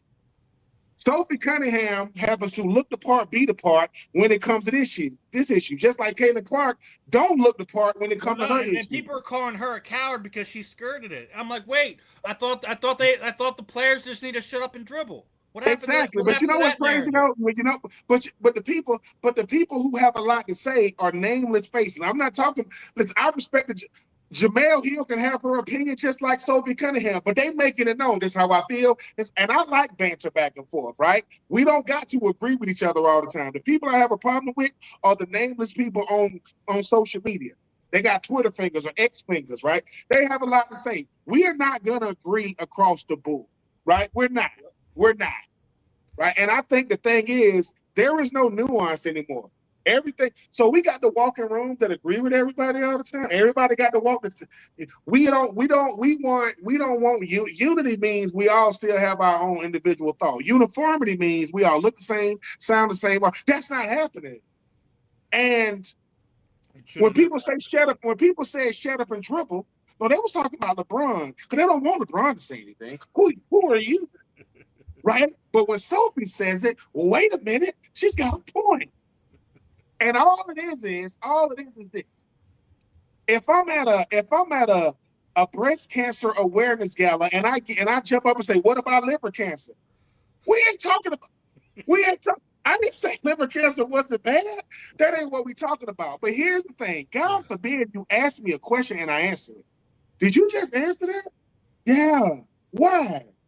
Well, maybe that's a woman speaking on behalf of women. That could be a man speaking on behalf of men. And just because you don't like what they say, we never said that, look, whatever, however you want to live your life. It's like we got to pre-qualify stuff now. You know, if I walk in with two arms, somebody come in and they got one arm, arms are not on the spectrum now. No, they're not. He just has one arm, right? Everything now we can criticize. So you can't say anything anymore. And let me say this. My opinion doesn't make me hate mongering, smearing hate. Hate? I don't hate these people. No, I'm giving my opinion. And my opinion might not be a fact. It's an opinion. Because guess what we don't like? We don't like people who, you know why people listen, people like Michael Jackson because he can moonwalk. They don't like people who stand on business. I ain't moonwalking off it because I didn't say anything worth moonwalking off. I don't know Sophie Cunningham. That is her opinion. Just like I don't know Jamel Hill, and that's her opinion. I don't know Stephen A., and that's his opinion. When do we get to a point to where we can't even have disagreements? You got to start calling me names and calling me all these different stuff because you don't like what I said. I think that's the biggest part is, and the Gaines lady, I've been on podcasts with her before. You know, here's what people don't like. Sometimes people are giving experience based off what they've seen and heard, and somebody are giving real life experience of what they actually dealt with. I had to deal with it. So the Gaines lady, if I'm not mistaken, she lost. No, her and a transgender woman, they tied. And they told, hey, we're gonna give it to her. All I'm gonna say is this: if how you feel in the dark is not what you say in the light, you're a coward. Because people do that too now. They can say one thing back there and get on camera. Can they see me? Okay. Stand up. No. What I said back there is what I said right here. Right? Hey, listen. When we go out here, I'm gonna say this. I don't really believe that. But I'm in front of these cameras. Or, no, I'm sorry. I got to keep what I have. What? If I say the wrong thing, I can lose what I've earned. And you want to know why they really hate LeBron? Right there. LeBron can say it exactly how he feel it to whomever he's talking to, and he ain't going to lose a dime. Why? Because he just giving his opinion. And if you don't want my opinion, do two things. Don't ask me and stop listening to me. If you don't like what I'm saying, why you keep listening to me? And why you keep asking me? There are people that think that the world is flat. That is their opinion. They're wrong, but they can have that opinion. There are people that think that the sky is green and not blue. That is their opinion. But Sophie Cunningham was asked, and she got a podcast. But I will tell Sophie this: if you can't deal with the criticism of what you say, don't say it. It's simple. No comment. That ain't got nothing to do with me. I wish everybody the best, right? Because the same rights that people are fighting for now, other people fought for different rights back in the day. But here's the thing about rights. You don't got to like it, and that might not be your cup of tea. That might not be your group or demographic, but people are going to fight for them. But if you asking me how I feel about it, I'm just giving you my feelings on it. But let me say this right now, right? When it comes to, trans athletes and trans people, it's a subject that is hard to really get into because everybody gonna have something different to say. But if you don't want to hear what people say, don't ask them. Did you just answer me when I asked you that? Yeah. Is that how you feel? Yeah. Like, hey, Ben, not to compare the two. Hey, Florida's playing, the University of Florida's playing the Atlanta Falcons on Sunday. Who you like? Well, I want Florida to win, but I think Atlanta's going to win. You think you asked me, right? You asked me. So, yeah, Sophie Cunningham, if she didn't know before when she started saying this stuff, sweetie, you put yourself in that type of limelight, you're going to get a lot of unnecessary criticism because I believe this, and I could be wrong. I believe that 90% of these people, they just trolling. They just coming at you because it's trendy, because they don't got the answer to nobody. But I'm going to say this, and I get it from my grandfather. If what you say about me, you can't say it to me, you're a coward anyway. You can't even say it to me. Not that I'm going to do nothing to you, but you fear what I could do to you. That's why you ain't going to. Sophie, just stand on business. It's fine. You won't be the first or the last, right? But maybe it ain't politics. Well, you don't even know if Sophie Cunningham is a liberal or not. How they gonna say she right wing? They don't know what this girl is. She's giving her opinion. You see how soon as you give an opinion, blue-eyed, blonde hairs and white. That's why they. I'm just saying because people be like, "Hey man, are you this? I'm that." No, my name is Benjamin. Why does it matter? Why does it matter what political affiliation I am or whatever? I say, this ain't a political show, so we don't get into it. But who you think is helping you? Did your bills go down? No, your bills went up. Did the prices go down? No, the prices went up. Did the gas go down? No, the gas went up. So what I'm saying is, athletes, I know we don't want to do this, but athletes are people that pay taxes, that have an opinion. God forbid, Marv. What did Marv say? You talking about the guy that got a wife and children? Yeah, but he played football. No, he was one of the best. He was a professional athlete, like a doctor or a lawyer. Those are professionals. They had to go to law school. Well, he had to go to college, and he got to play in the pros. You don't like it because he got a 401k through sport, and you had to get a 401k through 30 years of working at the same business and let you go for a year 29 because they didn't really want to give you a 401k. That ain't got nothing to do with that. Don't get mad at me. Don't get mad at me because I learned about the stock market from investing in my 401k, and you learned about the stock market, right, from having to move to New York. Don't get mad. And people, so don't ask us regular people, everyday walking people questions because we might be a little bit more informed than we let off. I know I don't look like much. Now my wife is bad. I got a bad, my lady bad. She's a bad chick. Me, not so much. So if you want to know how I really think, when I pull up, don't worry about me. Look at that thing, get off on that passenger side. You're like, God, that's how I really think. So that stuff you talking about, I don't really care no way. It ain't doing nothing for me. But I will say this. We gonna keep talking trash over here at the fan in the end because we people. And if you can say it to me, say it about me. But if you can't say it to me, please be quiet. Because I don't like that. I don't like that. And some of you out there, and I know I'm speaking for Marvin and Steve, I know some of y'all are ex-handlers. You think you slick. I know who you really are, sir. I know you switched it. But Kevin Durant, you ain't Kevin Durant. Kevin Durant got security. He can have burner accounts. I know who you are. I know where you live. I know where you congregate. I ain't going to show up on you. But just know,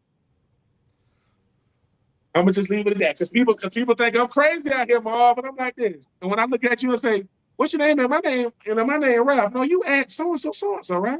What? Uh-huh. Just know I know people that know how to get to the bottom of stuff. But Sophie, it's fine. It's a moment in time that's gonna move on, and then somebody else gonna say something, and they gonna get the spotlight, and it's gonna move on. But nobody said, like you say, to every athletic category, you got sections. Why don't middleweights fight bantamweights? Right? There's a reason why the fastest woman in the world ain't compared to the fastest man. They got their own categories, but we do got mixed martial art. We got the sprint medley to where you got. So look, here's the thing, right? And this is just me. If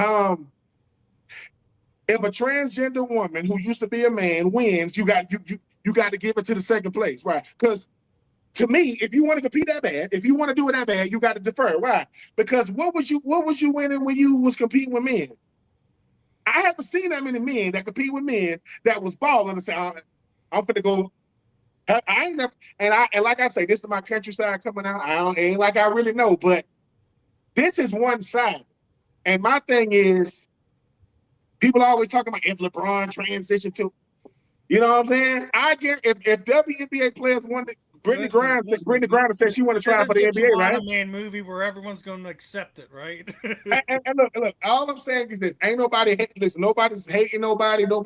Ain't nobody doing. And I don't like when people say that person hating on this person, that person spreading hate.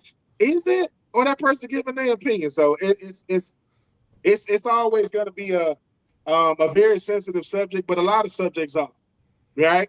But Sophie, if you ever want to know what it's like to be misunderstood, try being a black athlete and say anything. You can say anything. You can say, "Hey man, was you at Dairy Queen yesterday?" Yes. What? Yes. You anything. And I don't like to make this thing a black and white thing, but Cooper DeJean, ask Cooper DeJean the next time you get a chance to talk to Steven, how many times people ask him, "Dude, you a white cornerback?" Ask him how many times he got asked that in Philly. I guarantee you, because he's an anomaly. Like, you ain't seen that since Jason Sehorn. What was that? 2000? Was that 2000 that Super Bowl? God. She'll be all right. She making money, man. She'll be all right. She'll be all right. FIFA World Cup's already gotten themselves in some muck now, because apparently the cities that were promised payments are now chasing them for said payments. Now, the host cities were promised and reported like about $1 million payments. And FIFA reportedly made, $15 billion in revenue during this recent cycle of the World Cup. Why are the host cities, we're almost now a month out from crowning the world champion, chasing the money they were promised for allowing them to hold the World Cup in their cities, where they had to make stadium changes and all these changes to accommodate them, and they're chasing the host cities are chasing them down for money they should already been taken care of for. It's one of those things that it's like you'd expected something that should have just been automatically taken care of once everything was said and done with. Obviously, it's not that easy, just give somebody $1 million, right? Regardless of the fact, but the fact that the cities are now chasing FIFA down for their promised payments is, again, not a good look on FIFA soccer, being the fact that they cleared $15 billion. Marvin. Look, at the end of the day, corporate America is the devil. You know what I'm saying? And they, we already know what they can do and how they do. But listen, they're gonna probably say it's paperwork, it's a process. We haven't got all the money yet. Accounting hasn't done this yet. I mean, y'all heard it before. Y'all been in the game a long time. You know what I'm saying? It also wouldn't shock me to find out that there were some backhand deals and people line their pockets and don't come up with some excuses. I mean, it's corporate America, so it's all on the table, right? Does it shock me? No. Do I think they're going to get their money? Yeah, because it's a horrible look for FIFA moving forward. And if these cities don't get paid, you're going to have some investigations and people's names start popping on the list. You don't want that. So they're gonna get their money. What I would bet. But it's unfortunate that you're right. A month later, they still ain't. They got debt and expenses, but they ain't got their check yet. So I get that. Ben. All right, I want to read y'all something. This is why stuff is okay. They said the promise was the FIFA president Gianni Infantino previously awarded $1 million per city for 2025 Club World Cup to build many pitches and fund social projects. The expectation, hosted executives state that FIFA management verbally reassured them that $1 million legacy payout would extend to the 2026 World Cup. FIFA never formalized the promise in a public announcement. Let me tell you something. So if somebody said something that wasn't written, So one person say, yeah, man, we're going to give you $1 million. Okay. Well, can we get in the right? No. It's cool. We're going to get it to you. All right. Well, here's, but at the top it said the 2026 World Cup governing body, it says FIFA management verbally assured local committees that the funding would mirror grants given during the 2025 Club World Cup. The governing body, that's two different things. One person saying it and another person got to deliver it. Let me tell you why. If the Common Sense Committee would have been that person over there just said, y'all do got it. But this person over here say, you gonna get it. Why we got to talk to y'all in different places? Why can't we get written? Well, here's the thing, right? Your cell phone, didn't you have to sign something? Oh, I had to sign something. That's why I got to pay y'all these money. Your rent or your mortgage, I had to sign something. When I got it, Marv, you was in the league, we signed contract. Ain't nobody say, I'm going to give it to you. There's some funny business going on. And you know what's crazy? You if you really want to know how much the United States ain't familiar with the World Cup, this right here. You let somebody tell you they're going to give you $1 million and you didn't get it in writing? What they said in good faith. What? No. I mean, I'm just saying, you smelling like, you know what from a bull right now. That's what it's smelling like. And I could be wrong, but Mom, Steve, y'all got y'all car worked on before. What's the first thing you ask? You ask how much it costs, right? That's going to decide if you're going to get it. But then, hey, I want a receipt and a printout. I want to see how this broke down. You're not going to give me a receipt that just got 1,100 on it. No, what did you do? It says right here, man, that you spent, They said we're going to give y'all $1 million every host season. Yeah. I'm going to tell you what happened, though. I guarantee you it was another host city that told him, hey, man, it was a city that wanted to be a host city that said, why y'all back out? Because I smell something funny, man. What you mean? Like, they just told y'all they give me y'all $1 million? Yeah. They made billions of dollars for the World Cup. They can't give y'all $1 million? Yeah. That's like a millionaire giving you $1,000. They ain't even going to feel that. Hey, I mean, once again, you said it though, Marv. Corporate America is cutthroat. And guess what? You call and say, hey, man, this is so-and-so from the host city. We just trying to, man, we told you we're going to give it to you, man. Stop calling. Because that is what they said. They didn't write nothing down. This happened for the FIFA World Cup. Well, think about this. I don't know if you ever got to do this, Marv. When Tampa had a Super Bowl back in 2008, I was living in Tampa. And my realtor that sold me my house was like, hey, man, Ben, somebody want to rent your house out for the Super Bowl. And she said, they want to pay you, I think it was like 10 bands to get your house for a week. I said, cool. You know what she said? But before you do anything, you got to get in the writing. Why? Because that writing protects you. If they mess your house up or whatever, for real, I'm 24, maybe, at the time. And I'm like, all right, cool. Now, I just wanted the money, but she wanted the protection. Hey, before you move. And this is crazy to me. I mean, I didn't think that this. So when people start saying it's incompetence even at the highest levels, the answer is yes. Mm-hmm. There is no way you told me you're going to give me $1 million and I can't see it. I can't read it.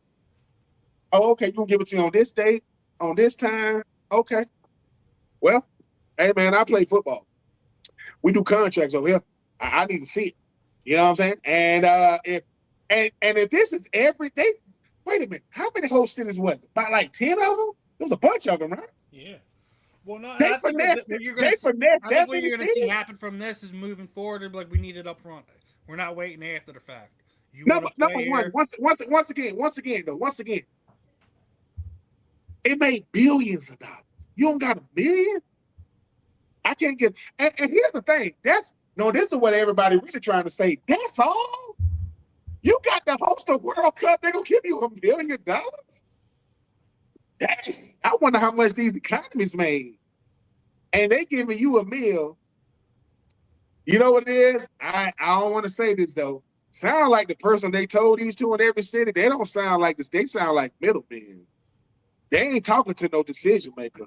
Ain't no freaking way. Marv, with what you do for the PA and different stuff or whatever, right? Before you even send out an email, you got to make sure it's legit.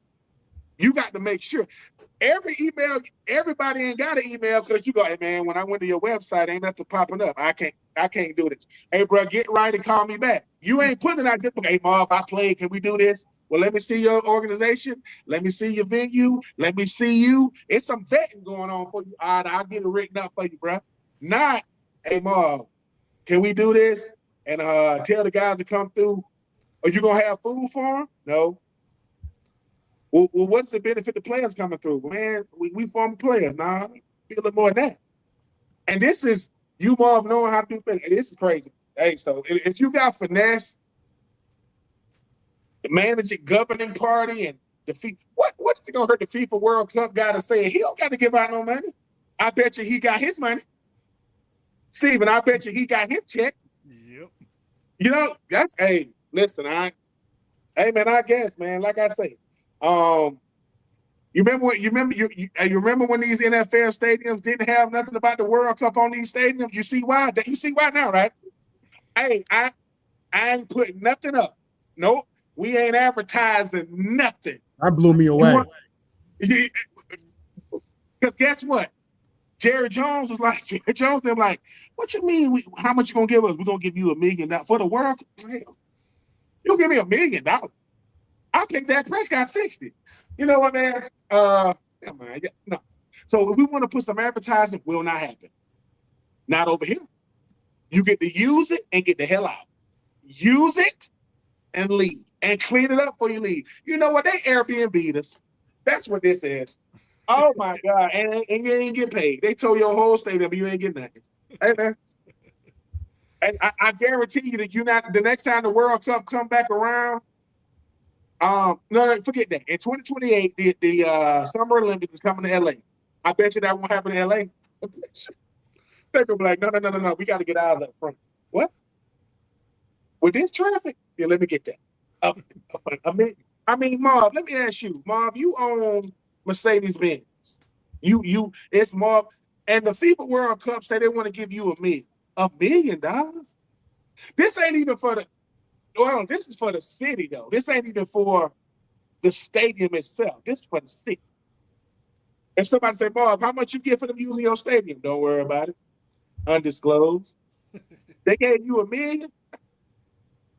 Beyonce not being here, boy. Beyonce performing. $1 million. Come on, bro. Stop playing with me. I got a yacht cost more. Stop. $1 million for a whole city? Now, my little town of Swainsboro, we can use that $1 million. Now, you can do some stuff down there with that. What is $1 million going to do for Atlanta? For Philly? For New York? For Jersey? Man, stop. Y'all got finesse, man. They laughing at us. I mean, Messi made more than that. He made more than that playing in it. That's crazy. That's sad. Okay. I play football, and I play one podcast. Let's talk a little baseball because we're getting close to the Field of Dreams game. Obviously, and you know I think that's probably going to be the last fun thing that we're going to see about this season because trade deadline, Marvin's Dodgers is officially cheating, y'all. Cheating. I love it, but Ben was sitting there saying this with some of the rumors we were hearing about the Eagles over the last year. Y'all cheating now.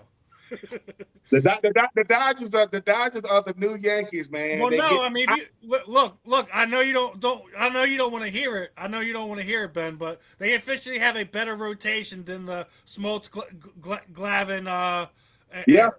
They have in my opinion, the best pitching rotation that we've ever seen over the last 100 years, almost. Right. Yeah. Can you name a better rotation than what the Dodgers got? And people are like the Dodgers are ruining baseball. The Dodgers are ruining baseball. I don't think it's per se just the Dodgers because the Phillies made an offer. I don't know if people have seen it. The Phillies did make an offer. Detroit just like the Dodgers offered better, and we got outbid. It happens. I'm not mad at the Dodgers for it, but let's break down why the fans are sitting there saying this. Right? let's break this down for a second. And this is the real reason why, is because of how they structured everything. That they have $1.1 billion in deferred money, I think, going out to at least 2045, is the 2046. And Ohtani, Betts, Snell, Freddie Freeman, Will Smith, Kyle Tucker, Tommy Edman, Hernandez, Scott. I mean, Edwin Diaz. They have almost a full roster of guys who are under the deferred payment. I get why fans are feeling that way. What they're doing isn't illegal. It's nothing that strategic that Major League Baseball hasn't allowed to happen prior to this date. It's your boy's contract. What's his name? The one that get $1 million every year. What's his name? Not Barry Bonds. Bobby Bonilla. And you know what? But you know what's crazy though? You know what's crazy? People are mad at the Dodgers because they didn't think the Dodgers could do that. Other teams do that. They just not. Other teams do that. They're just not good teams. Like how do you think you really pay these players? You really think I can pay you what? The Dodgers, they pissing me off, man. They didn't need nobody else, man. Like, you got everybody. You got Freddie Freeman, you got Mookie Betts. Like, all right, here's the thing. Are you going to get made of the Dodgers for trying to become one of the first modern day baseball teams to three-peat? No.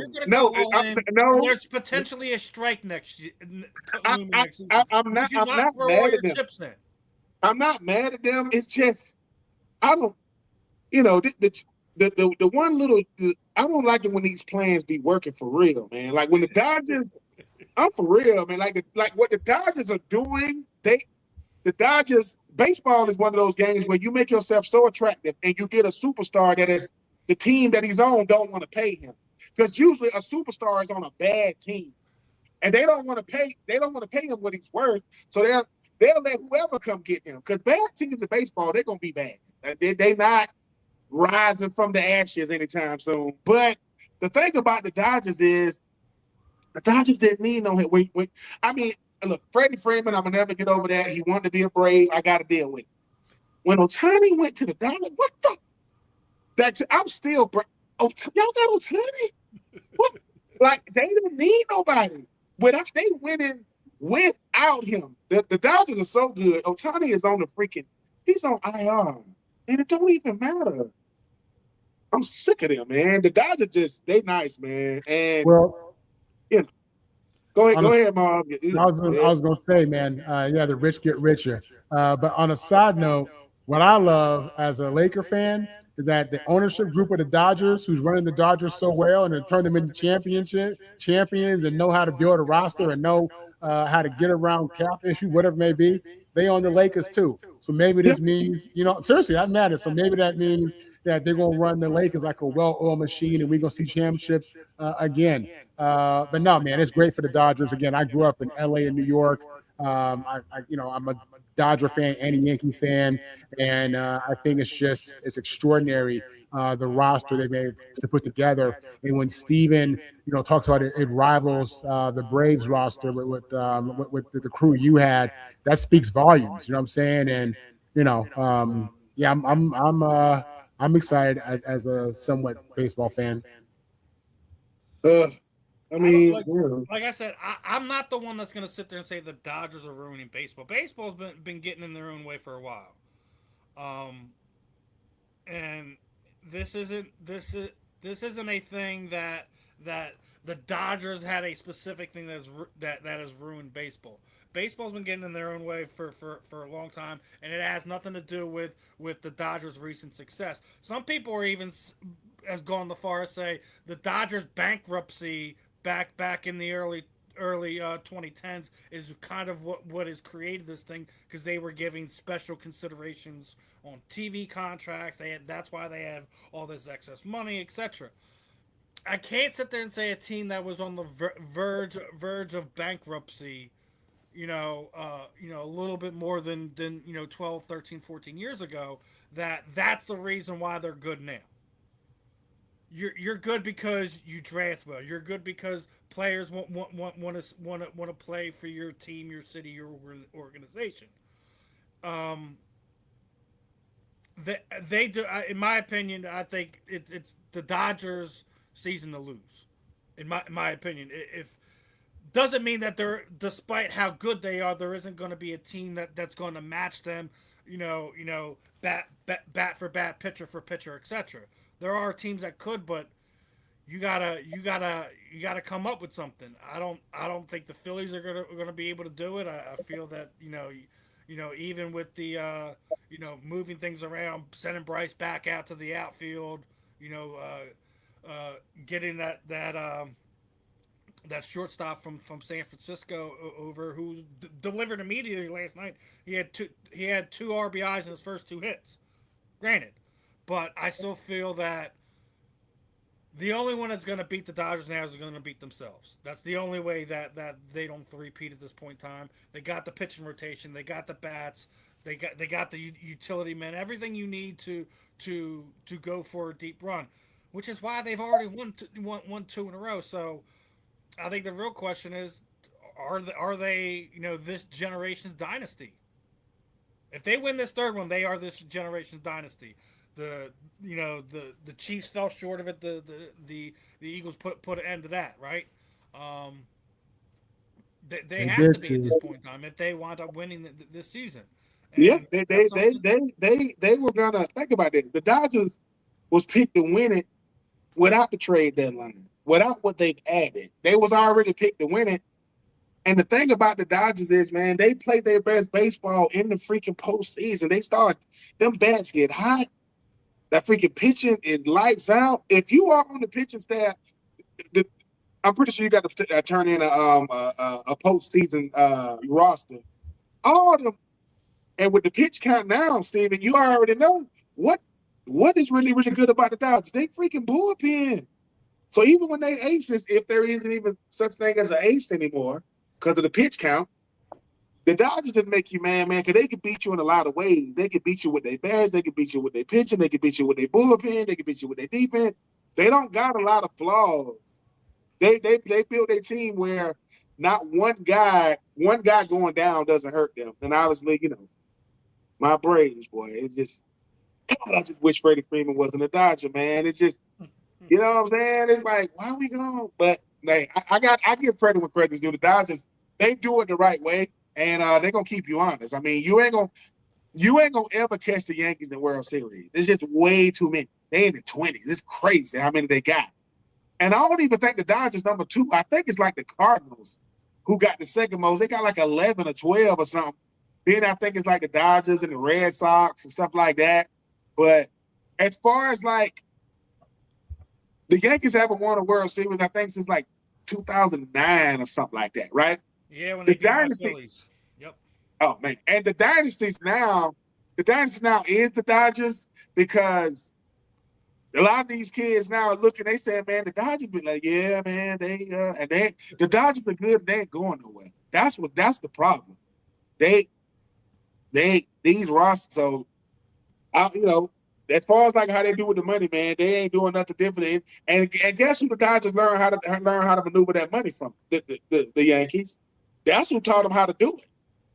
Because I remember when the Yankees, if you were a good player, a good pitcher, I remember when they got CC Sabathia. I said, you know what, bro? I'm about to be for real. And obviously, Derek Jeter, the captain.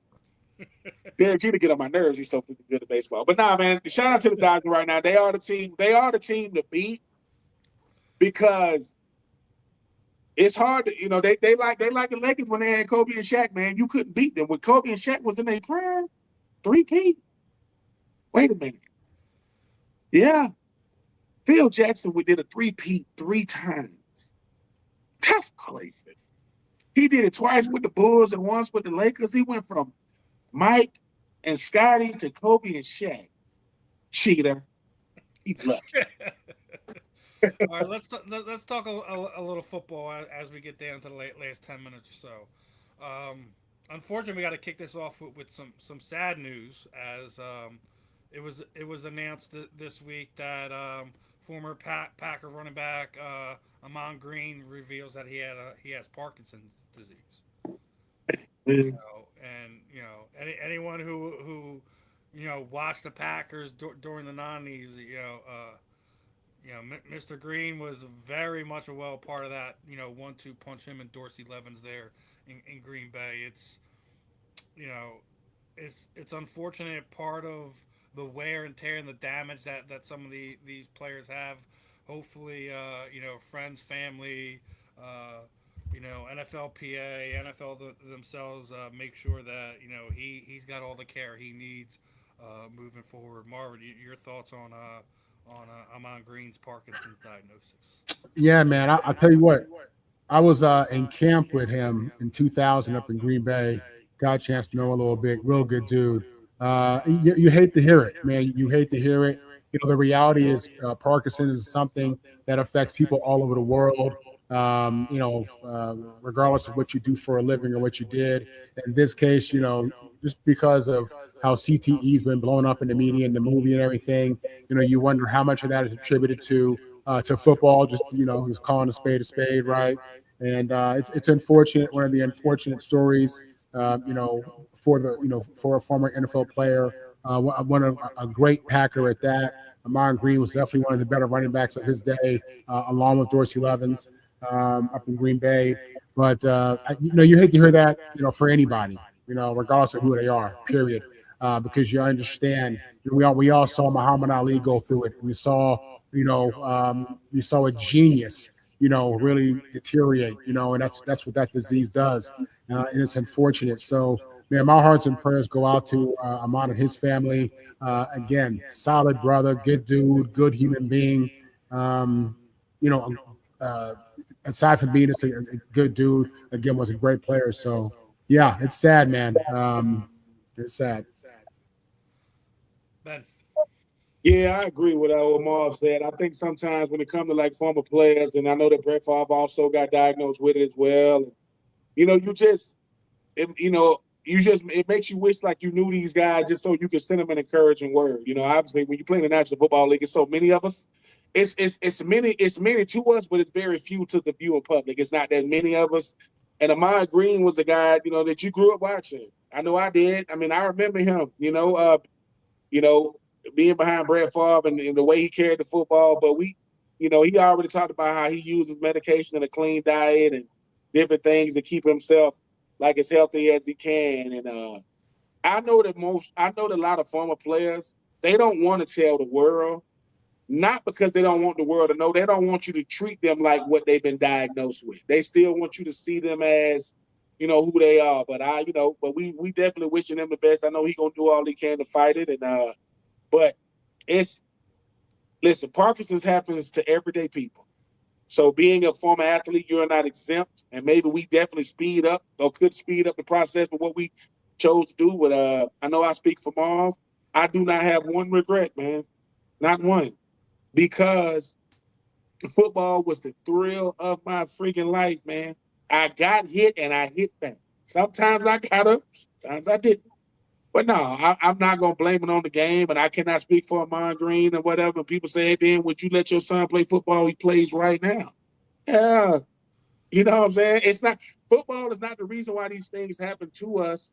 We just speed it up because of it. Things happen, man. Ask your average physical therapist how many people you see a week got torn ACLs. Athletes are everyday people. They the reason why I got this freaking so. But Amon, we will be praying for you, sir, man. I think they do it the ways awareness and the ways research for, and still obviously playing for Chris Johnson, and what he's dealing with as well, man. It just hits a little deeper when you talk about former athletes because either we knew each other or knew of each other or watched each other in one of those categories. So, but I will be praying for. Yeah, and the injury bug has already started in training camp. A couple guys already. Season-ending injuries. Ricky Pearsall has to be the most unluckiest wide receiver I've ever seen in their first 3 years in the league. Chauncey Gardner-Johnson looked like he ruptured his Achilles, but I seen something that came out this week about Chauncey that I want to talk about because we don't always get to hear stories like this, but Johnson apparently already gifted a staffer $20K to help pay for their student loans. And basically was just like, she helps us on the field, right? Keeps us fresh. They with us here from camp, so why not repay with respect? CJ Gardner Johnson, love him, hate him, indifferent about him. He's just a real dude, and I got to give him his flowers there. He's still one of these guys. Despite the fact on two different exits from Philadelphia, still one of these guys out there when he sees the Jalen Hurts disrespect, calling BS where he sees it. Hope CJ recovers quickly. Maybe it's not as bad as is feared. We'll see what happens when MRIs come out, but hearing that things like that coming from someone like CJ, it's a pretty cool story, don't you think, Ben? Shoot, yeah, exactly, man. I think CJ Gardner Johnson, he's a throwback football player. Like, he talks a lot, but he backs it up.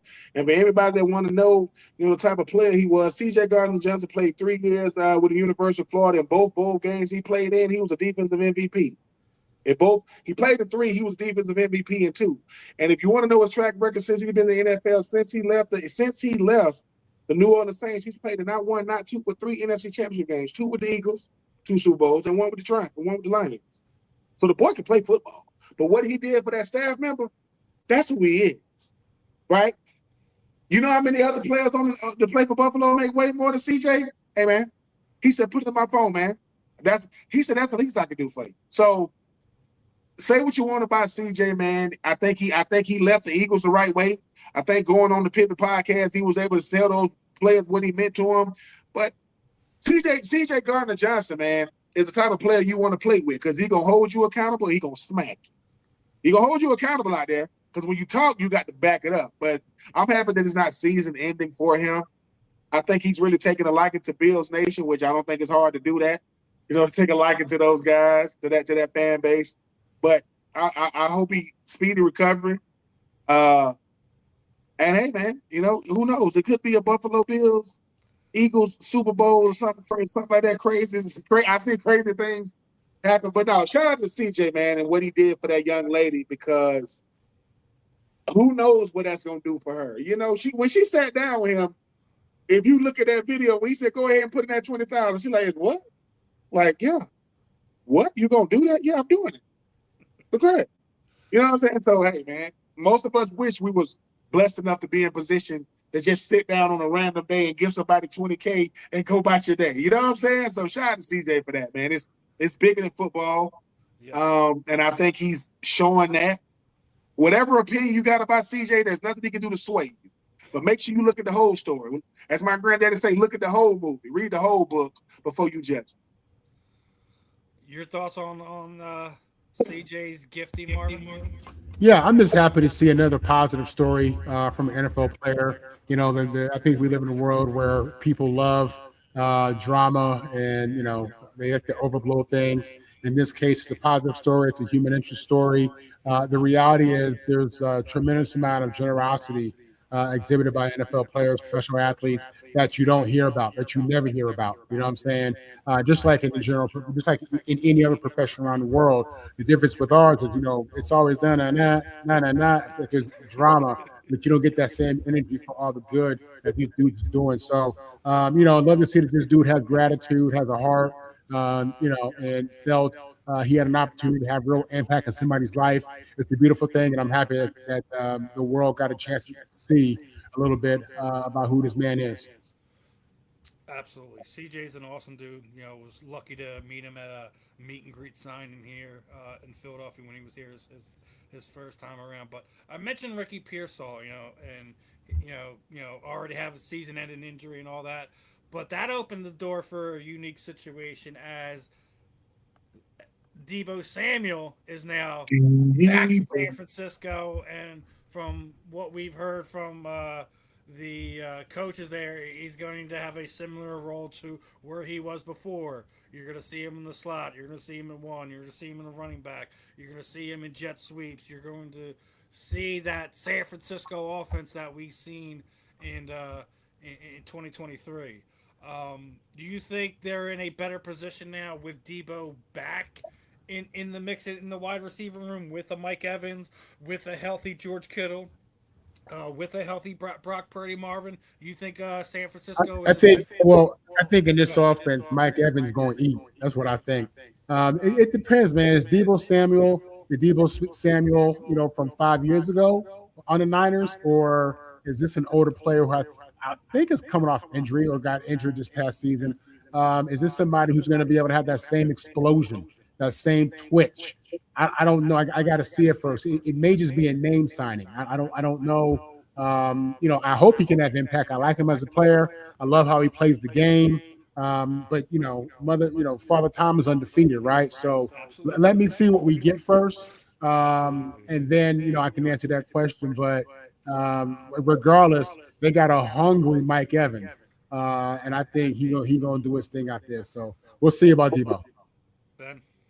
Yeah, I think it gives a level of familiarity with a guy like Kyle Shanahan. I didn't even realize that Debo Samuel's got like 21 rushing touchdowns. But you can do a lot with a player like that. And I think the thing about Kyle Shanahan, the reason why he brings Debo back is because it takes some of the load off of Christian McCaffrey because they ask so much of him. Debo and Christian McCaffrey are not the same player, but you can do a lot with both of them. I do think Christian is a better athlete than Debo, but Debo, his best year, his first team all pro season, he was with San Francisco. So they know how to get the most out of him. But yeah, I'm always happy to see players land in good spots. Debo is not going to be the receiver. He's not going to be that down the field receiver. But you talk about in between the numbers, in between the hash marks. Oh, he can do some things. So yeah, I think that Kyle Shanahan is going to get the most. When you got a Christian McCaffrey, when you got a Debo, when you got a Mike Evans, like you mentioned, when you got, George Kittle, you can do a lot with an offense like that, especially when you got Trent Williams, still blocking for you on the left tackle. But yeah, I feel bad for, Ricky Pearsall, another Florida Gator man, get shot when he first get drafted. Now his knee blown out, going to miss the whole season. Hey, man, football, it's unforgiving. In the NFL will be the first time you dealt with real injury. I'm not talking about being hurt. Injuries. You can't even play, practice, but hey man, the show must go on. Even my father, man, Jalen Walker, he out, he's second-year player, first-round pick out of Georgia last year, blew his knee out. Training camp is where you try to stay as healthy as you possibly can.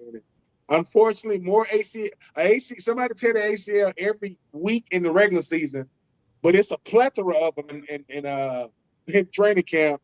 So all these little cute training videos, where they running routes in there. No, until grown men push back up against you, that ain't football. You can look real cute on air. I'm gonna just say, but, like we've already seen a bunch of injuries. Hell, AJ Brown dislocated his thumb, and they didn't even really do anything yet. So I'm trying to tell you, man, training camp, especially when you a rookie, man, that's what grown men play. This ain't no joke. I was with the Tampa Bay Bucks in 2008 when they drafted Dexter Jackson in the second round pick when Appalachian State beat Michigan that year. So he was their kick return. And that joker ran like a 4.2 40. Akeem Talib was the first round pick out of Kansas. And then Dexter Jackson was the second round pick out of, and his first game was against New Orleans, and he kept fair catching it. And when we got to the meeting room, especially, they asked him, man, why do you keep fair catching it? He said, because every time I catch it, the other team, they be right there. He said, what is the league? You think you're going to get wide open space? He said it out loud, and I think he realized when he said it out loud, he said, man, they be right there. He said, what you think they're going to be? And he said, I was in practice one time, and I had a D lineman catch me from behind. That dude got bills, bro. The dude that caught you. And he started the end. And I think, and when he said it out loud, I told Dex, I said, Dex, come here, bro. Come here. What? I say, boy, don't say everything you feel, young. He said, but Ben, man, that was right there. I said, you a kick returner right there. But you better show him you can take a punch, boy. You better show him. And that's the league, though, man. People don't get it. It's a 6-foot rule when it comes to the league in football. If you over 6 feet, you got to prove you can't play football. And if you under 6 feet, you got to prove you can. Look at how good Tyreek Hill is. Look at how good Debo Samuel is. Look at how good Christian McCaffrey is. Because they out there with them 6-foot guys. So Dexter, I love you wherever you are. But That was his rude awakening. Second round pick. Guess what? They cut him in year 2. I'm just second round pick. I'm just saying that. Ain't for the week. All right. Well, we're over the 2-hour mark. You know how we wrap this one up, fellas. Marvin, parting shots, final thoughts for this afternoon. Man, 24 days until USC football starts. We got NFL football tomorrow, Hall of Fame game, preseason game. I remember my first preseason game in Miami. It was Marino's last season. I was nervous as heck. So my heart and prayers go out to these rookies. I hope they go out there and ball out tomorrow night in the Hall of Fame game. You can catch me social media, Marvin Powell III, Marvin on the mic. I'm here every Wednesday with Steve and Ben on the Fan in the End. You can catch me 2-3 times a week with USDJ, and I'm also writing and doing videos for Roundtable Sports. Other than that, fight on. Great show. Ben, your parting shots, final thoughts for this afternoon. It's always a blessing to be on with you two incredible gentlemen. It's always humbling to do what you do with people you admire. Always catch me winning the division on Monday nights, the Fan in the End on Wednesdays, 84 Reasons, No Weddings in the Fall, gonna be jumping back off. I got Scoop in the vet, I got the backstory, I've soon to come, just being Troupe. But look, if you have a child that's under 1 and they don't want to take a nap, call the police. They should get a fine for resisting arrest. Marvin Powell, Hall of Fame. And we're gonna get into Hall of Fame snubs next week on the show. We got a couple interviews lined up for over the next 7 to 8 days. Friday, Cut Man Extraordinaire Jacob Stitch Duran is going to be hopping on with me. Friday afternoon at 3 p.m. But next week, Mr. Marcus Pollard is jumping back on with us. We had him on last season. We're going to have him back on again next week. Picking his mind. He's former Colts tight end. He's working inside the Jaguars organization at the current time. We'll talk a little football with Mr. Pollard like we did last time. See how he's feeling about this upcoming season.